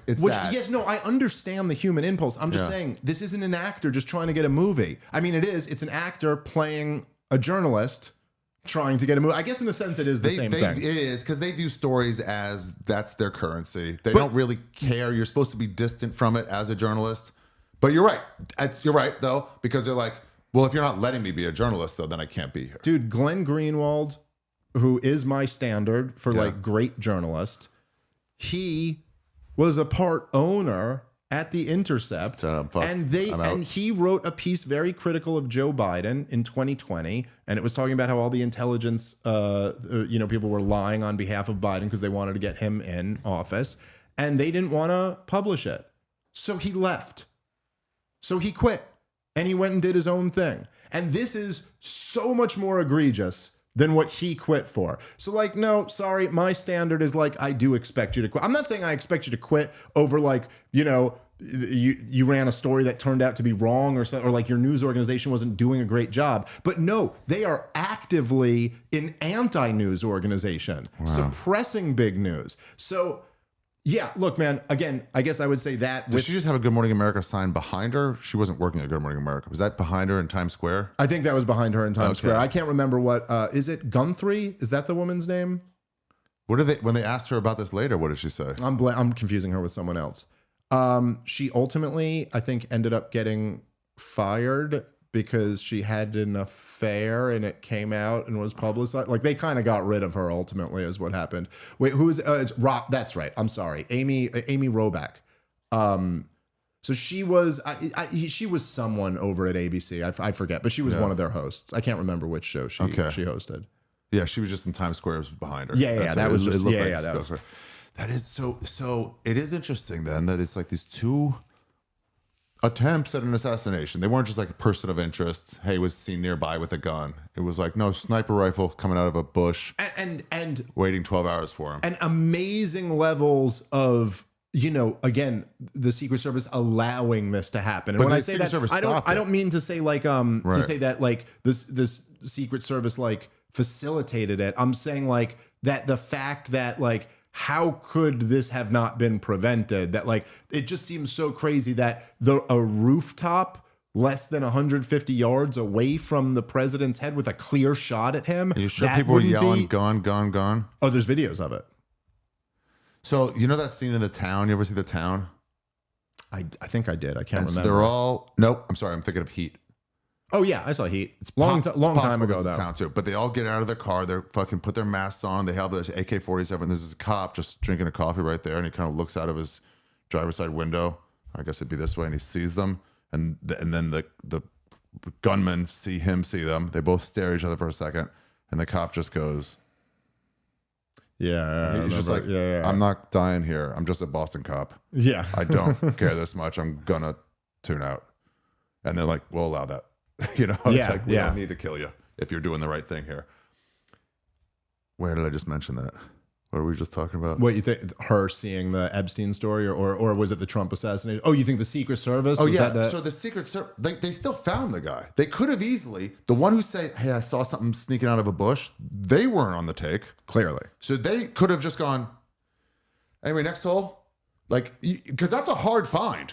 Just seeing a little fucking bar coming out of a bush is not an easy spot. When I heard that, I was like, damn, good eyes. I can't find my ball if it's in the fringe, not even in the rough, just the fringe, 220 yards up. I saw it go, and now it's just there's four of us looking for it. We can't find it. So I think that's totally true. It would indicate that the whoever that Secret Service agent was probably wasn't in on it. And again, I don't know who is or isn't in on anything. All I'm saying is that there is, it is Some very questions. clearly And why the something question's not being covered. massively shady is going on here, and something is not adding up. And there is no attempt by anyone seeming, including Donald Trump, to want to get to the bottom of it. You think Donald Trump's just like don't go after big toilet paper like in South Park? I think he's shook. Oh, I saw you say that. He's not been the same since the first assassination. Because like, we'll just actually kill you. And I was like, Rogan used to have a joke about it. He goes, I think the presidents aren't evil per se, but I think day one, you get elected, you come in, like, here's the keys to the White House, you know, whatever. Yeah. Let's take you over to this place. And they tell you about all the aliens they had at wherever that is in New Mexico, Area 57 or whatever. Mm-hmm. And they go, okay, here's everything. Now let me just show you this video. And it's a new footage of the JFK assassination never seen. And he goes, any questions? Like, no questions at all. That's great. Like, get back to work. Well, it's and look, and I'll just say this, that I'm not purely speculating when I say he's shook. I've been told by people Insiders. close to him. I'd be And shook. so, yeah, and it kind of makes sense. I heard Chappelle talking about this at the Village Underground. I don't know if he did it in the last special or not, but he goes, you know, I got attacked on stage. Everyone just stopped covering it because, like, Chris Rock, they talked about forever because his attacker was famous. Yeah. Right? But my guy wasn't famous. He goes, guys, I have, like, legitimate trauma over this. Like, this guy rushed at me, got to me. If he had a knife, I'm kind of dead. Well, and didn't he have a knife? He might didn't have had a stab him, gun but I think they later. found like Yeah. a knife on him or And he something goes later. like, this is like real. I just lost my sense of safety and everything. And like, that's not an easy thing. And it's like, the guy got you in the ear. And like, oh shit, I'm not invincible. Oh, dude, I mean, imagine how that's a crazy traumatic thing to happen. Yeah, you to look at politicians as different. Like, well, an 86-year-old president's no big deal, but like 86-year-old community member is very old. Yeah. Well, look, I mean, he's I also think that there's this weird thing. There's a weird thing with Donald Trump. He's really a fascinating guy. He's pretty fascinating. And part of the thing that's so bizarre about him is that people project things onto Donald Trump. They won't even allow his jokes to be jokes. When I get told something, because I'm an expert on comedy. Yeah. You know, maybe not compared to our world, but in the grand scheme of things, I'm an expert. And even in our world, you have a pretty high level of expertise. I see something on paper, I'm like, no, it's a joke. Yeah. I can see joke structure there. He's saying the opposite of what he means. Just when they wrote the thing about Shane Gillis, that was my favorite example of that, when he got fired the first time, when it was the Atlantic article or whatever, where they're like, he said, quote, that so-and-so was, quote, gayer than ISIS. And you're just like, that's not hilarious to you. ISIS is not describing someone as gayer than ISIS. You're telling me that's not the funniest description you've ever heard. It's a funny thing. Like, that's just hilarious. Yeah, exactly. It doesn't even matter. I don't even remember who he was saying it about or what the point was. I just remember that gayer than ISIS. Yeah, it's a funny term. Such a funny way to describe something. And you see them getting angry. I'm not gonna say the left. Just anyone who's they're like, look at, and I'm like, that's not a statement. He's trying to mock someone. Yeah. Yeah. You know. It's if I called you the F word, I know you're not gay. Yeah, I'm just making fun of you in a moment. It's like he doesn't. It's crazy what people like put on him. The thing is that the left kind of projects. They can't even see a joke. They project onto him that he's literally Hitler. And so if he's this Hitlerian figure, then like, yeah, you're trying to hurt him every chance you get. I would love to see a video of Hitler's best jokes. I'm sure you must have a couple. I mean, listen, like in the early years when he was giving like those beer hall speeches, you must have had to. Yeah. I'm sure. 1 hour. There's not one. Professors have a joke. Like you don't have one or two. He goes, the beer is a little bit flat tonight, and you know who to blame for that? The Jews. All right. It's not this lady. She's not flat. Fucking 9 beers with big bosoms. It's like, come on. She's saying she's not flat. No. So the left wing projects him to be this Hitlerian figure.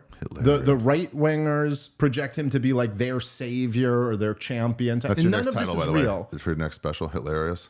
Hitlerious. That's pretty good. Oh man, if I had the balls to name my next special that would be a great special name. If I do, it came here from Oren. But it's not. I think none of those things are right exactly, and I think Trump is more just he's Trump. He is the figure that you see. Yeah. And I think that while Donald Trump triggered the regime to treat him like a real threat, I don't think he ever was a real threat to the regime. And like, I don't think Donald Trump said drain the swamp because that sounded cool. Then when he goes, guys, it's a figure of speech. Yeah. He was never. That killed me. I was like, come on, man. I was hoping for that one. Well, like Tucker Carlson said, before Donald Trump's first assassination attempt, he said, like, he goes, the leader we need who's actually going to try to drain the swamp and take on the level of corruption in DC, we're going to need a leader who's prepared to die for his cause, who's willing to risk that. And I do not think that was Donald Trump. I do not think Donald Trump was ever like prepared to die because of what he believed in, because all he really believes in is his own victory and his own tremendousness. Business wins. Wins. Building great. Listen, dude, Art of the Deal. It's like the first like 2 sentences of Art of the Deal is he goes, I don't care about money. He goes, I'm not in it for the money. He goes, I already have more money than I could ever spend. So obviously I'm not in it for the money. He goes, I like making great big deals. Wow. And I really think that's the most honest thing Donald Trump's ever said. Donald Trump likes having the gigantic building with his name on it. He likes being at a ribbon cutting ceremony. Right. He likes saying you're fired on a TV show. He likes standing up there and saying I had the biggest crowds and I have the best rallies. And Kamala Harris was actually pretty savvy. She attacked him on his rally. She goes, everyone's bored at your rallies. And he immediately, no, they're not. The topic, by the way, the topic was immigration. Wow. The topic was his strongest issue, her weakest issue. And she was smart enough that she goes, well, let me tell you my thoughts about immigration. People are really bored at Donald Trump's rallies. They leave early. And immediately he goes, a word about the rallies. I put on the best rallies. You could never put on rallies like that. Like, that's Trump, you know? I don't think this guy's willing to die. State of the Union, it's sad that that kind of rhetoric is getting votes. It's not new. It's Clinton going on Arsenio playing a saxophone. It's like that they handled this interplay well. When I'm like, just state what you're gonna do and what you're not gonna do. Now you state what you're gonna do, what you're not gonna do. Now go vote. It's crazy that is swaying everything. Go ahead. Well, so they now figured out. Gonna die. Well, they figured out a long time ago, man, and this is why propaganda exists. Is that that's not actually what moves us. We're not rational creatures. We're psychological creatures, and we're moved by psychology, not by rationality. They tell her like, you got to be a man of the people. She goes, now when I was cooking coming up, I'm like, you went to law school, dude. You're not one of us. Oh, it's appalling. She also neither one of you are one of us. No, of course not. No, but she goes, the first question of the debate, they go, are the American people better off than they were 4 years ago? And she goes, I come from a middle-class background. And you're like, right away, you're just like, yo, get the fuck out of here. It's like, the answer is that to that, they focus group test these when things. When I'm going downtown to give charity, I often think traffic is getting bad. It's just like, but this is what you do. I think their game is not working as well as it used to, but that is the game. So anyway, listen, back just to closing on the Trump thing, yeah. and there's really not much more to say to it because we than don't know that. what happened. It's odd they're not investigating it. That is true. It's odd they're not investigating it harder. There's about it. They're not letting an Olympic fucking arty show distract them completely from, hey, they just tried to kill this guy who's currently running for president. And then they forced Joe Biden out of the race like a few days later, and they totally changed the news cycle into that being the big story. Which, by the way, I should say that, Liz, I don't know how much time you have left here, but it is. You said you have to be back in the city. Whatever, we'll figure it out. So I will say, it has to be mentioned if we're doing the State of the Union and covering the last year, that we also saw a real deal coup happen in our country. That's why Joe Biden is out. And what do you mean, real deal coup? They overthrew Joe Biden. I mean, he was like, I'm not going anywhere. And people are like, socially, we're going to put pressure on you. You will. Well, it's so much more than that, right? So here's the timeline George Clooney's, of events. Yeah. Okay. So Joe Biden. Because it's so in the moment, you can't quite tell. But afterwards, looking back, especially if you're 70 years from now, you look back within a 4-week period, this all happened. You're like, oh, well, okay. Look, and here's what we know of it so far. Okay, so Joe Biden debates Donald Trump. He has a catastrophic performance. I didn't watch it, so explain. Did you not see any of it? No, I went on Tucker right afterwards, and he goes, "What'd you think of the debate?" Ahead of time. By the way, Tucker went to #1 right after my appearance. So you do the math. Ooh, look at you. He goes, "Hey, it's the first." He just was in Australia for a while because it's my first podcast back since Australia, so we got to cover the debates. And I go, buddy, it's your show. I get it. I don't care about that stuff. I don't watch it. I'm not informed. So you could, if you need to talk about it, I get it. You could talk about. You'll be talking to a brick wall. Yeah. And he goes, no, we'll skip it then. Yeah, good for you. So I love that about Tucker. Yeah. But okay, so Joe Biden has I mean, I can't overstate it. It was the worst performance in the history of televised presidential debates by far. He's not just stuttering. I mean, he looks like blank old man face. He's talking like this, the whole stuttering, saying things that make no sense. Dude, I mean, he's it was bananas, dude. At one point in the debate, he's just like, and then the thing with COVID and we finally beat Medicare.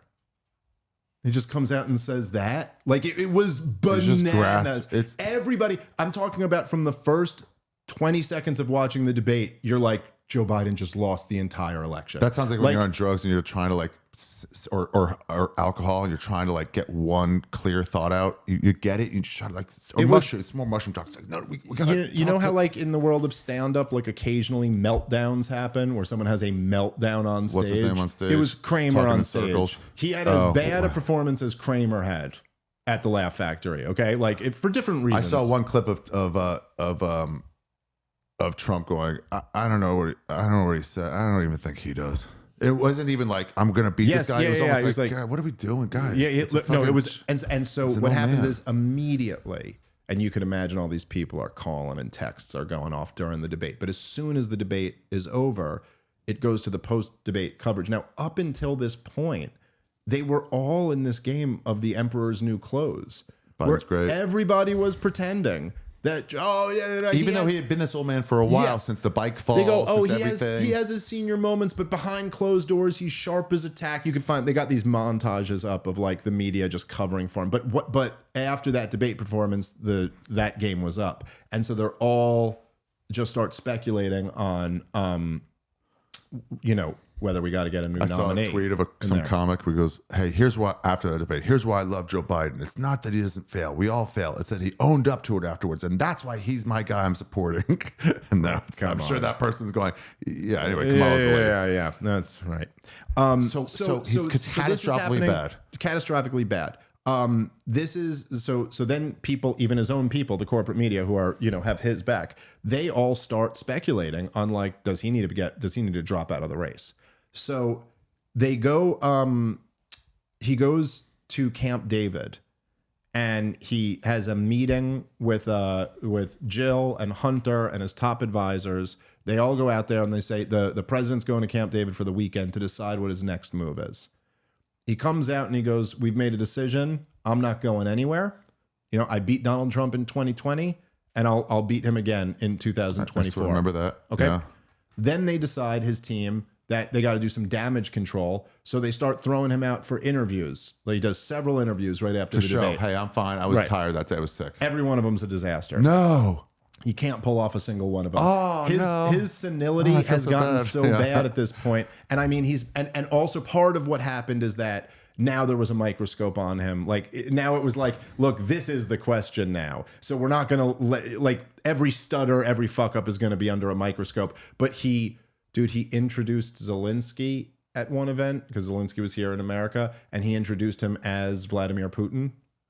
That was pretty bad. He referred to... In and of itself, it's like, there's a misspeak that does But coming suck, off this catastrophic, it's really bad. They're like, do you even know? Then the next day, he referred to his vice president, Donald Trump. And then there were lots of other just really bad moments, like just stuttering, just stammering. Just get him his tea. So then George Clooney comes out and writes this op-ed. Now, it's very well known that George Clooney is good friends with Barack Obama. And so George Clooney writing this op-ed was not just George Clooney writing this op-ed. Saying, hey, it was a signal that the real thought leader in the Democratic Party is turning on you. Okay, so then... Obama couldn't do it, or it's a betrayal. Joe Biden goes, no, I'm still not dropping out. Then, and this was reported by Cy Hirsch, old school, excellent journalist. True. That is true. So he basically had essentially Obama I'm sorry, I'm skipping one step. Then congressional leaders meet with him, Nancy Pelosi and Chuck Schumer. They're like, listen, you got to drop out of this race. The big money is not behind you anymore. They want a new candidate. I heard a couple congressman types were like, hey, I'm actually against him now. Yes. Oh yeah. People started Democrats. coming out against him. They said they froze $90 million that had been pledged to his campaign, and they froze it.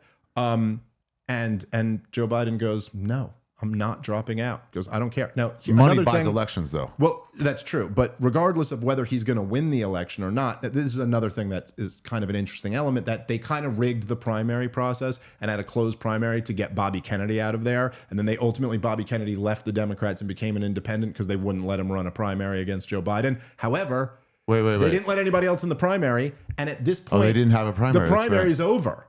And they've anointed Joe Biden has won the primary. Okay. So he is the nominee. It's his choice. He's the only one who gets to decide if he wants to leave or not. Okay. Right. If this happened 7 months earlier, it's a whole different. Yeah. Yes. Then it's a different story, but it didn't. So then, and this is the Cy Hirsch reporting. Okay. This was after it was widely reported that Chuck Schumer and Nancy Pelosi and the $90 million was held from him.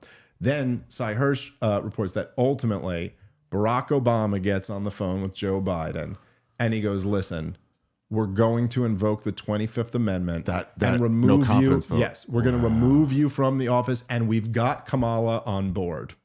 She's turned on you, and she's going to talk with her because she's like, he's my guy, and they're like in secret meetings. No, but I think she was also wanted to be the nominee. Him out of there. So I think she was publicly saying he's my guy because she can't publicly never say sat that. well with people that she was like, I should be the vice president. When it's like, hey, just be asked. It doesn't sit well to push for that. Yeah, well, okay. And it doesn't sit well to push for this either. Now, here's the next. So even after this phone call with Obama, Yeah. Joe Biden will not break. Wow, stubborn Down old man. to the fact that the day that the letter goes up, right, is Sunday. And I'm talking about on the Sunday news shows, on Meet the Press and Face the Nation, they had Biden surrogates on that. What's a surrogate? Someone who's working for the campaign, speaking for your campaign. Okay. They have Biden's people on the Sunday shows that day. Booked already. But saying that day on the show, what are you guys talking about? Joe Biden's already made his decision. He's not dropping out of the race. So get over it. It's either Biden or Trump. Those are your choices. We beat him in 2020. We're going to beat him again in 2024. And then a letter is posted on social media Sunday night. announcing that Joe Biden is not seeking re-election. It's not on official stationery. It's not on white stationery. It's Joe Biden stationery. Call it up. Can you do mine? And so this gets announced. Now, I cannot overstate how bizarre it is that a few weeks before the convention, the sitting president decides he's not seeking re-election, and he does not announce this to the American people via an Oval Office address. It's just this document comes out that claims it. Then we do not hear from Joe Biden for another 3 days. Yeah, there was wild speculation about what's going on with Joe Biden. So we don't. Now they claimed he had COVID. That was kind of their backstory. Yeah. But still, even if you have COVID, by the way, we've all used COVID as an excuse to get out of stuff. Yeah. By now, literally every person has gone. Now, can't make it. Now it's not even on like official White House stationery or anything Joseph like R. that. Biden. Now here's the crazy thing, right? When this letter comes out, immediately before we ever hear from Joe Biden, the campaign funds are already being transferred. The $90 million that was frozen is now unfrozen and sent to Kamala Harris. They're moving it all around into her campaign. They already had it ready to go. If this happens, let's be ready.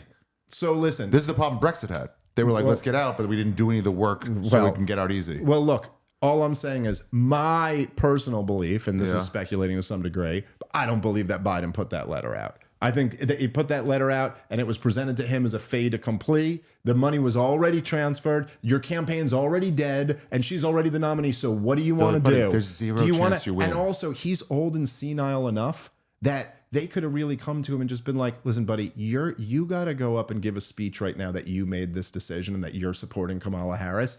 And if you don't, we're just going to tell them that you did.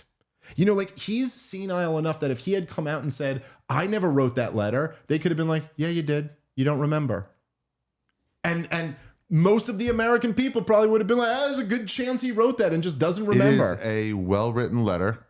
Even Republicans sort of that I know was like that last line. What's the last line? He like got me fired up. It was about like, I believe today what I've always believed, that there is nothing America can't do when we do it together. We just have to remember that we are the United States of America. It's a cool quote. It is like, guys, we're number one still. Don't forget that. That was pretty good. Whoever wrote that deserves some credit. Clearly not him. Wrote it. But anyway, so like even if that last part of what I'm saying is just kind of speculation, which it is, but they got him out of there. The whole thing in there together. Like, what do you call that? That's a fucking coup. This wasn't a democratic process. He was the guy. It was his decision to make, and he made his decision. And then they forced him out. Now, do you think there's any chance he should have, like, perhaps the 25th Amendment should have been invoked, and perhaps he should have been removed. He's very senile. But still, that's a coup. No. Still, no, it should. He's like, I won't run because I'm too crazy.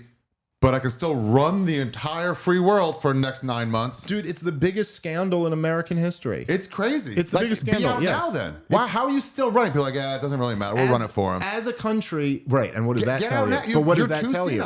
Look, that he's not running as a country, we all recognize that the reason Joe Biden's out of the race is because he's too senile to run for president. Right. But he's still president until January 20th. If anything happens, we're kind of, it's like, shit. Oh, and by the way, we're in a proxy war with the biggest nuclear power in the world. There's a time like this, you might need a president. If I'm driving, and I've done this before, from the Dresden room to the Comedy Store, drunk, and let's say you're in the passenger seat, and I'm driving drunk, and they're like, dude, I think you're too drunk. And I'm like, I tell you what, I'm pretty drunk.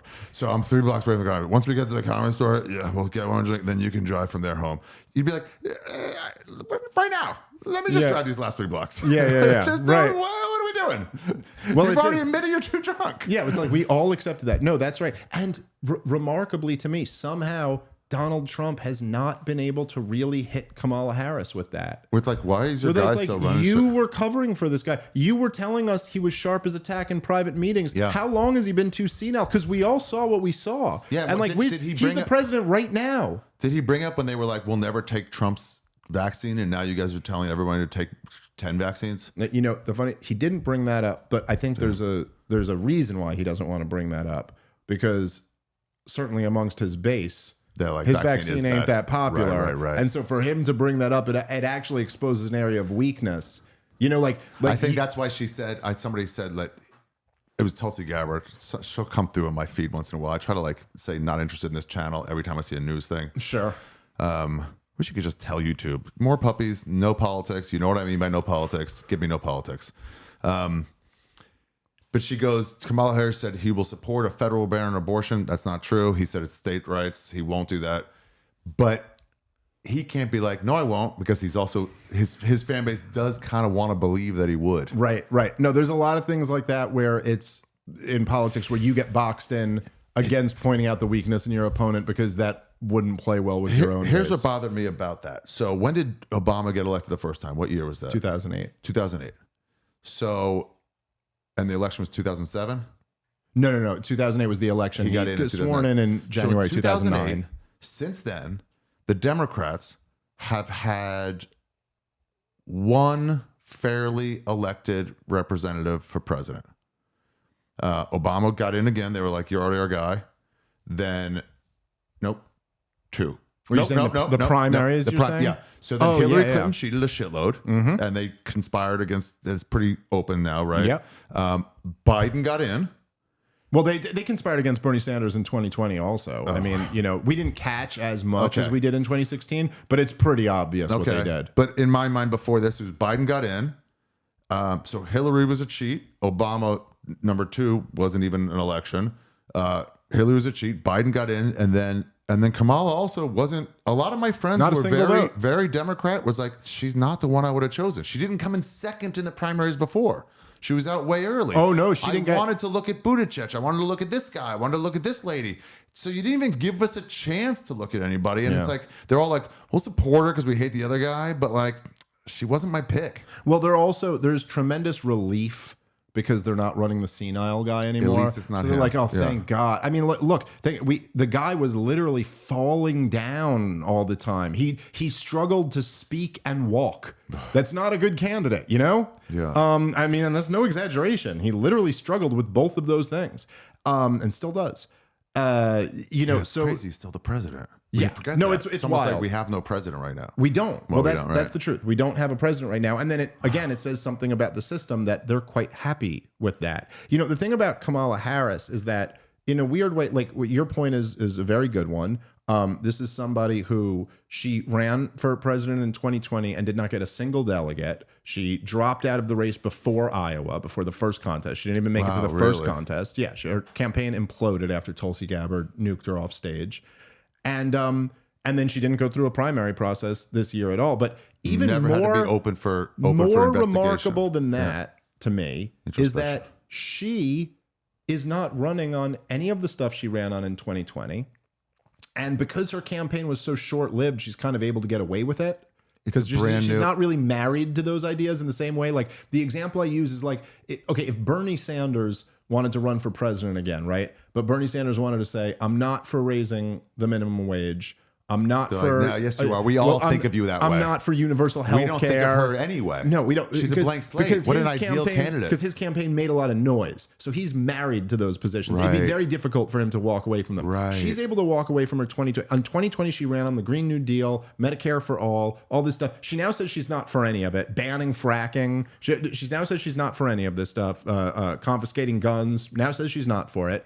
She's also saying she's not running on the Biden administration. She's not like, hey, I'm a continuation of the Biden-Harris administration. Because that's bad she's, news. In fact, because he's unpopular and because his so economy is crazy bad. how fucking obvious they all are. At the debate, she even goes at one point, she goes, if you can't tell, I'm not Joe Biden. You know, like, so you could criticize Biden, but I'm not Joe Biden. So essentially, she's running on nothing. She doesn't even have like a set of issues that are like, this is what she's floated out a couple proposals and that's it. And so she's essentially she is just the machine. She's a mirror. It's Donald Trump versus the machine. What do you guys like? All right, I'll just say all those. And so it's like we have a guy who they say is evil versus someone who's just a chameleon mirror who's just say whatever you want to hear.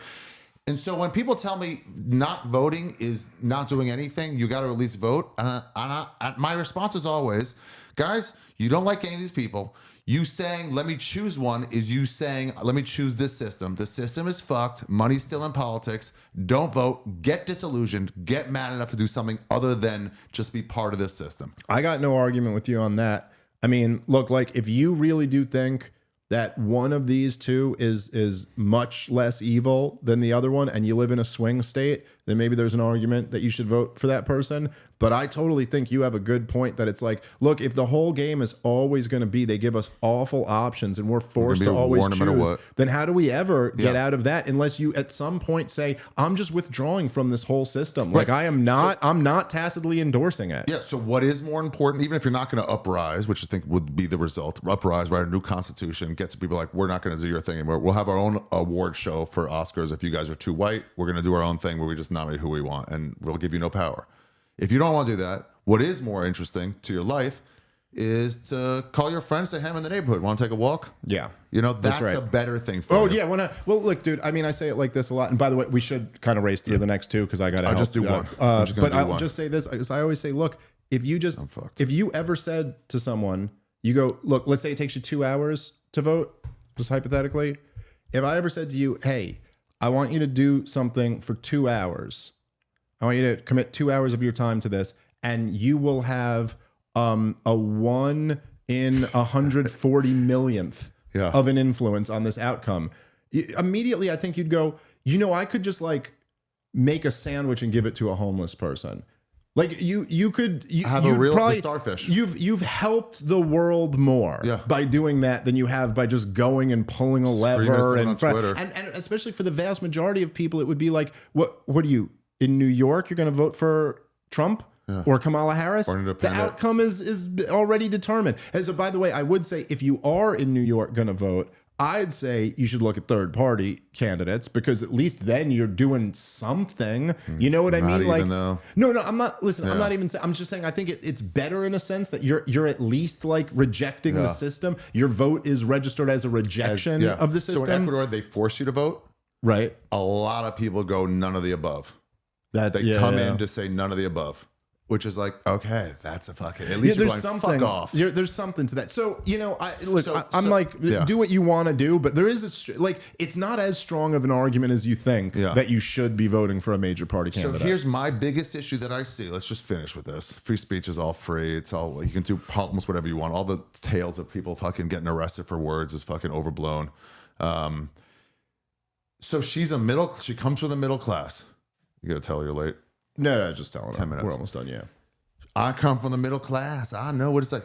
Why is no one talking about the crazy drug addiction going on everywhere? The fentanyl problem, which I've talked to somebody and I know where that comes from now. It's from embargo on China, so we're not getting pure base chemicals for our drugs anymore. But in England and Europe, they have no embargo on China, so they're getting pure base chemicals for their drugs.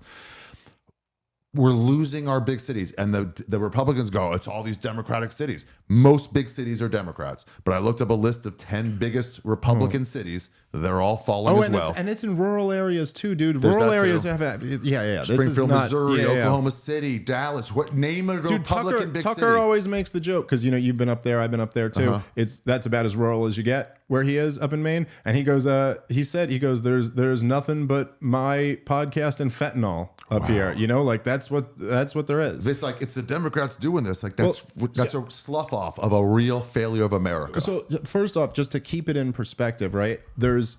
And I mean, I don't remember the last time I looked these numbers, but it's ballpark. It's over 100,000 ODs a year.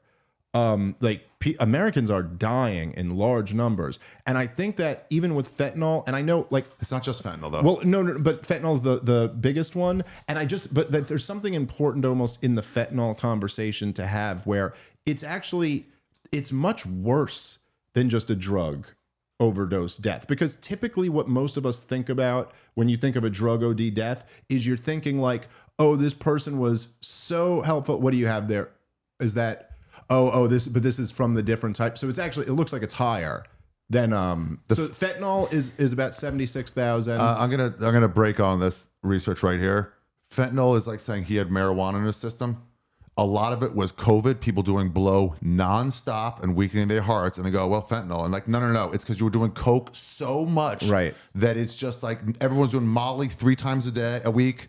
And so it's like, oh, well, fentanyl. It's like, sure, there's a right. There's a party where everybody dies. That's fentanyl. That's a fair point. But I'm also just saying the thing is like there's something. ODs though is a death. But there's something an OD makes you think that like somebody got addicted to drugs, couldn't stop. Their tolerance got raised so much that they had to take so much of the drug that it ultimately ended up killing them before it could get them the high that they really wanted. Yeah. Whereas with fentanyl, quite often, it's not that. And it's that somebody was doing what they thought was cocaine or what they thought was like a harmless. Percocet. Pretty harmless. Or what they We've thought all was, done little Molly. Yes, it's not that bad. Right, what they thought was Molly, what they thought was a Percocet, it was actually poisoned with this. So that's much more of like a murder than just like like OD kind of sounds like a suicide, but this is quite often more like a murder. And so it's an important distinction there. It's also those numbers, whatever. I mean, I guess the total came to more than 100,000 there, but that's just the deaths. Yeah. That doesn't like how many people. Yeah. How many people? That Sackler documentary or fake documentary with Ferris Bueller. It's just like showing you let's expand how much we can get oxy to you instead of a 8 pain threshold. Let's make it a 3 or above. Now, get everyone addicted to this thing that wears off in 12 hours by design. And it wears off in 11 and a half hours, but you have to say 12. So you just need it more and more until eventually you're crushing it up, till it's out to kids, till it's like, well, heroin's about the same, but it's cheaper. Let me just get that because my prescription's over. We're losing our fucking country to it. And I know I don't watch the news much, but I don't hear any trickle down in my ears of we're going to do something about this. No one seems to give a fuck at all. I mean, like, Trump has mentioned it a few times. Tucker Carlson mentions it all the time. He's one of the only people in like media who's been talking about this all the time. Oh, that's good. I haven't heard him say it. That's good. Oh, he on Fox News all the time and on his news show. Gaza and shit doesn't affect us here. Right. All this stuff doesn't affect us here. This is a real thing. Well, and I would even take it a step. The crime that comes with it. Well, I would take it a step further and say that like there is something profoundly sick about caring more about what goes on in Ukraine and in Israel than caring about what goes on here. It'd be like if one of my kids was dying and I was really concerned about the kid down the street and what they're doing. Like there's a certain point where you go like, that's like the height of evil, dude. This guy's like, forget them. They're failing. I know it sucks, but we're failing. Well, right. That's right. Ron Paul is who he's referring to. Fix your own, make your room, and then fix someone else's. And of course, it's like it demonstrates how little our political leaders care about our people and our country. But on top of that, then, if you actually did talk about it, because I'm glad you brought up that thing about the embargo, it's a good point. Because really, the solution to this, which I think seems kind of counterintuitive to people, because if you have, like, say, fentanyl coming from China and then people making it leak, it's like in our monkey brains the impulse is almost like, okay, well then we got to crack down on China and crack down on fentanyl here. But in fact, it's somewhat counterintuitive, but the real answer is you have to end the embargo and once and for all just call it quits on the retarded war on drugs. That's essentially what causes this whole thing, is that people are listen, fentanyl is not an evil drug. Okay, fentanyl, when used properly and legally, is a miracle drug. Right. Fentanyl. That's a good point. My son was on fentanyl after he had open heart surgery. Like it's one of the things that prevented him from being in pain as a little infant. Like it's not. The problem is that people are getting it. They're getting drugs in the black market, and then they don't know what. Listen, cigarettes, as bad as cigarettes are, right? And there is a little bit of a black market there because they're so overtaxed. But leaving that aside for a second, there's a lot of problems with cigarettes.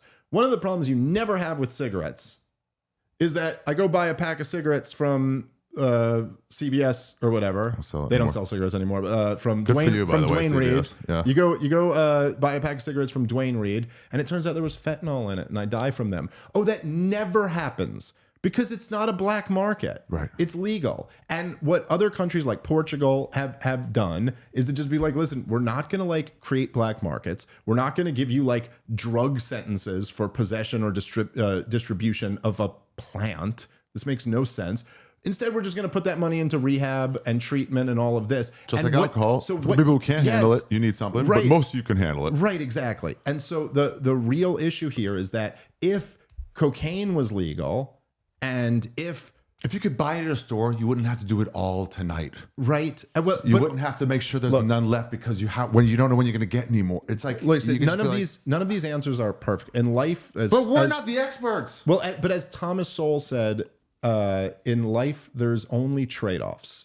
Everything's a trade-off. Everything in life. You know, it's like nothing is pure good versus pure bad. Everything is a trade-off. It's like, you know, if like getting married, okay, well, you don't get to have the same amount of freedom that you get to have when you're single, but you get to have kind of like a deeper relationship and more of this connection. It's honest. Having kids, you don't get as much freedom as you have. It's a financial strain, but you do get the beauty and the fulfillment of your relationship with your kids. Everything is a trade-off. And so it's not that like everything would be perfect if you were to legalize cocaine and legalize Percocet and legalize these other things, but you wouldn't die from it in the same rates that you do today. And for most people, you know, it's like if this has touched you and you've like lost someone you love or something like that, just saying like that part where you get poisoned to death with fucking fentanyl or whatever, or whatever. Yeah. It's that comes from the black market. And also the other aspect of it is the violent crime is like, you know,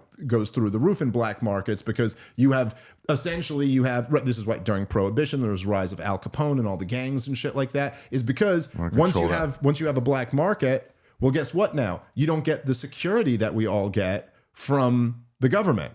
You don't have the police security anymore. So like right now, like there might be, who knows what goes in. You can't go to CVS and listen, be like, hey, this was damaged. There's no recall on drugs. Now I might you know, disclose. I won't disclose exactly how many, but let's just say there was some weaponry in this house. Okay. Like I might have, I got always dead. Now, you know, like I like the idea of, you know, people owning guns and stuff to protect their homes. But if I were to know that the police will not come, you know what I mean? If someone were breaking in here or something like that, no one would not own gun. Like you have to own a gun then. Then it's not even like an option. If you go like, no, someone coming, there is no man with a gun that you can call who will come. And in fact, if you do, they're coming to get you. That's what it is when you're in the black market. So then gang culture rises up over that. So it's not just the 100,000+ OD deaths a year. It's also all of the gang violence like that is a major problem in cities throughout the country where they're getting all this revenue from selling illegal drugs. And that's right. And they're getting new activity by letting pharmaceutical pharmaceuticals be hot. Yeah. Go to doctors and say it'd be great if you would prescribe more OxyContin.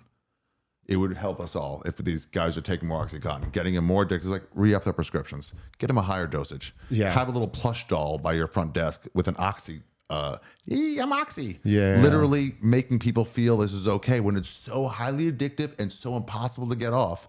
And we're just allowing it up and it goes straight from there to heroin. And just the other thing I would just say, and this is so hard for like right wingers to to keep both of these thoughts in their mind, because like legalizing drugs is like toxic to the right wing brain, but also it's a huge part of what's driving the migrant crisis. You know, is that these people are these gang members, the MS-13 and all of them, they're smuggling drugs up here because there's a demand for it and it's illegal and no one here is allowed to sell it. So you would also undercut the funding of the worst gangs that are coming up from the border. So like, the answer essentially would be like, you want to have strict immigration controls. You want to not have a de facto open border like we have right now. Legalize drugs, end the embargoes. We'd be in a much better situation. It's if they go, listen, if I believe the way to help the opioid crisis is by doing this, and then the other candidate goes, well, I think you're wrong. I think the way to end it is this.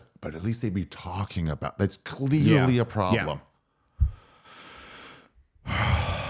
Well, guys, I'm legitimately more depressed than I was before doing this. Oh, I'm sorry. If we had more time, I'd try to end on a message of optimism. I meant to go like, what are the positives? Thank you very much, Dave Smith, for coming into your podcast today. 2024 State of the Union. Next year, we'll do this in May or June. We'll do it a little earlier because I'll be gone after that. And thank you, everybody. Please subscribe to Part of the Problem with Dave Smith, one of the only fucking news sources where you can get some fun facts while also getting real facts. I'm Ari Shafir, and I'll hand it back over to Dave to wrap it up. Well, thank you, dude. Thank you for coming out. I'm glad we got to do this again. I'm glad that even though Skeptic Tank is gone, the State of the Union lives on. Tanked. Yeah, exactly. I know a lot of people really love this show, so I think they'll be excited for it. I think so. Thank you for coming to me to make it easier. Yeah. All right, you're the man. Thanks, everybody.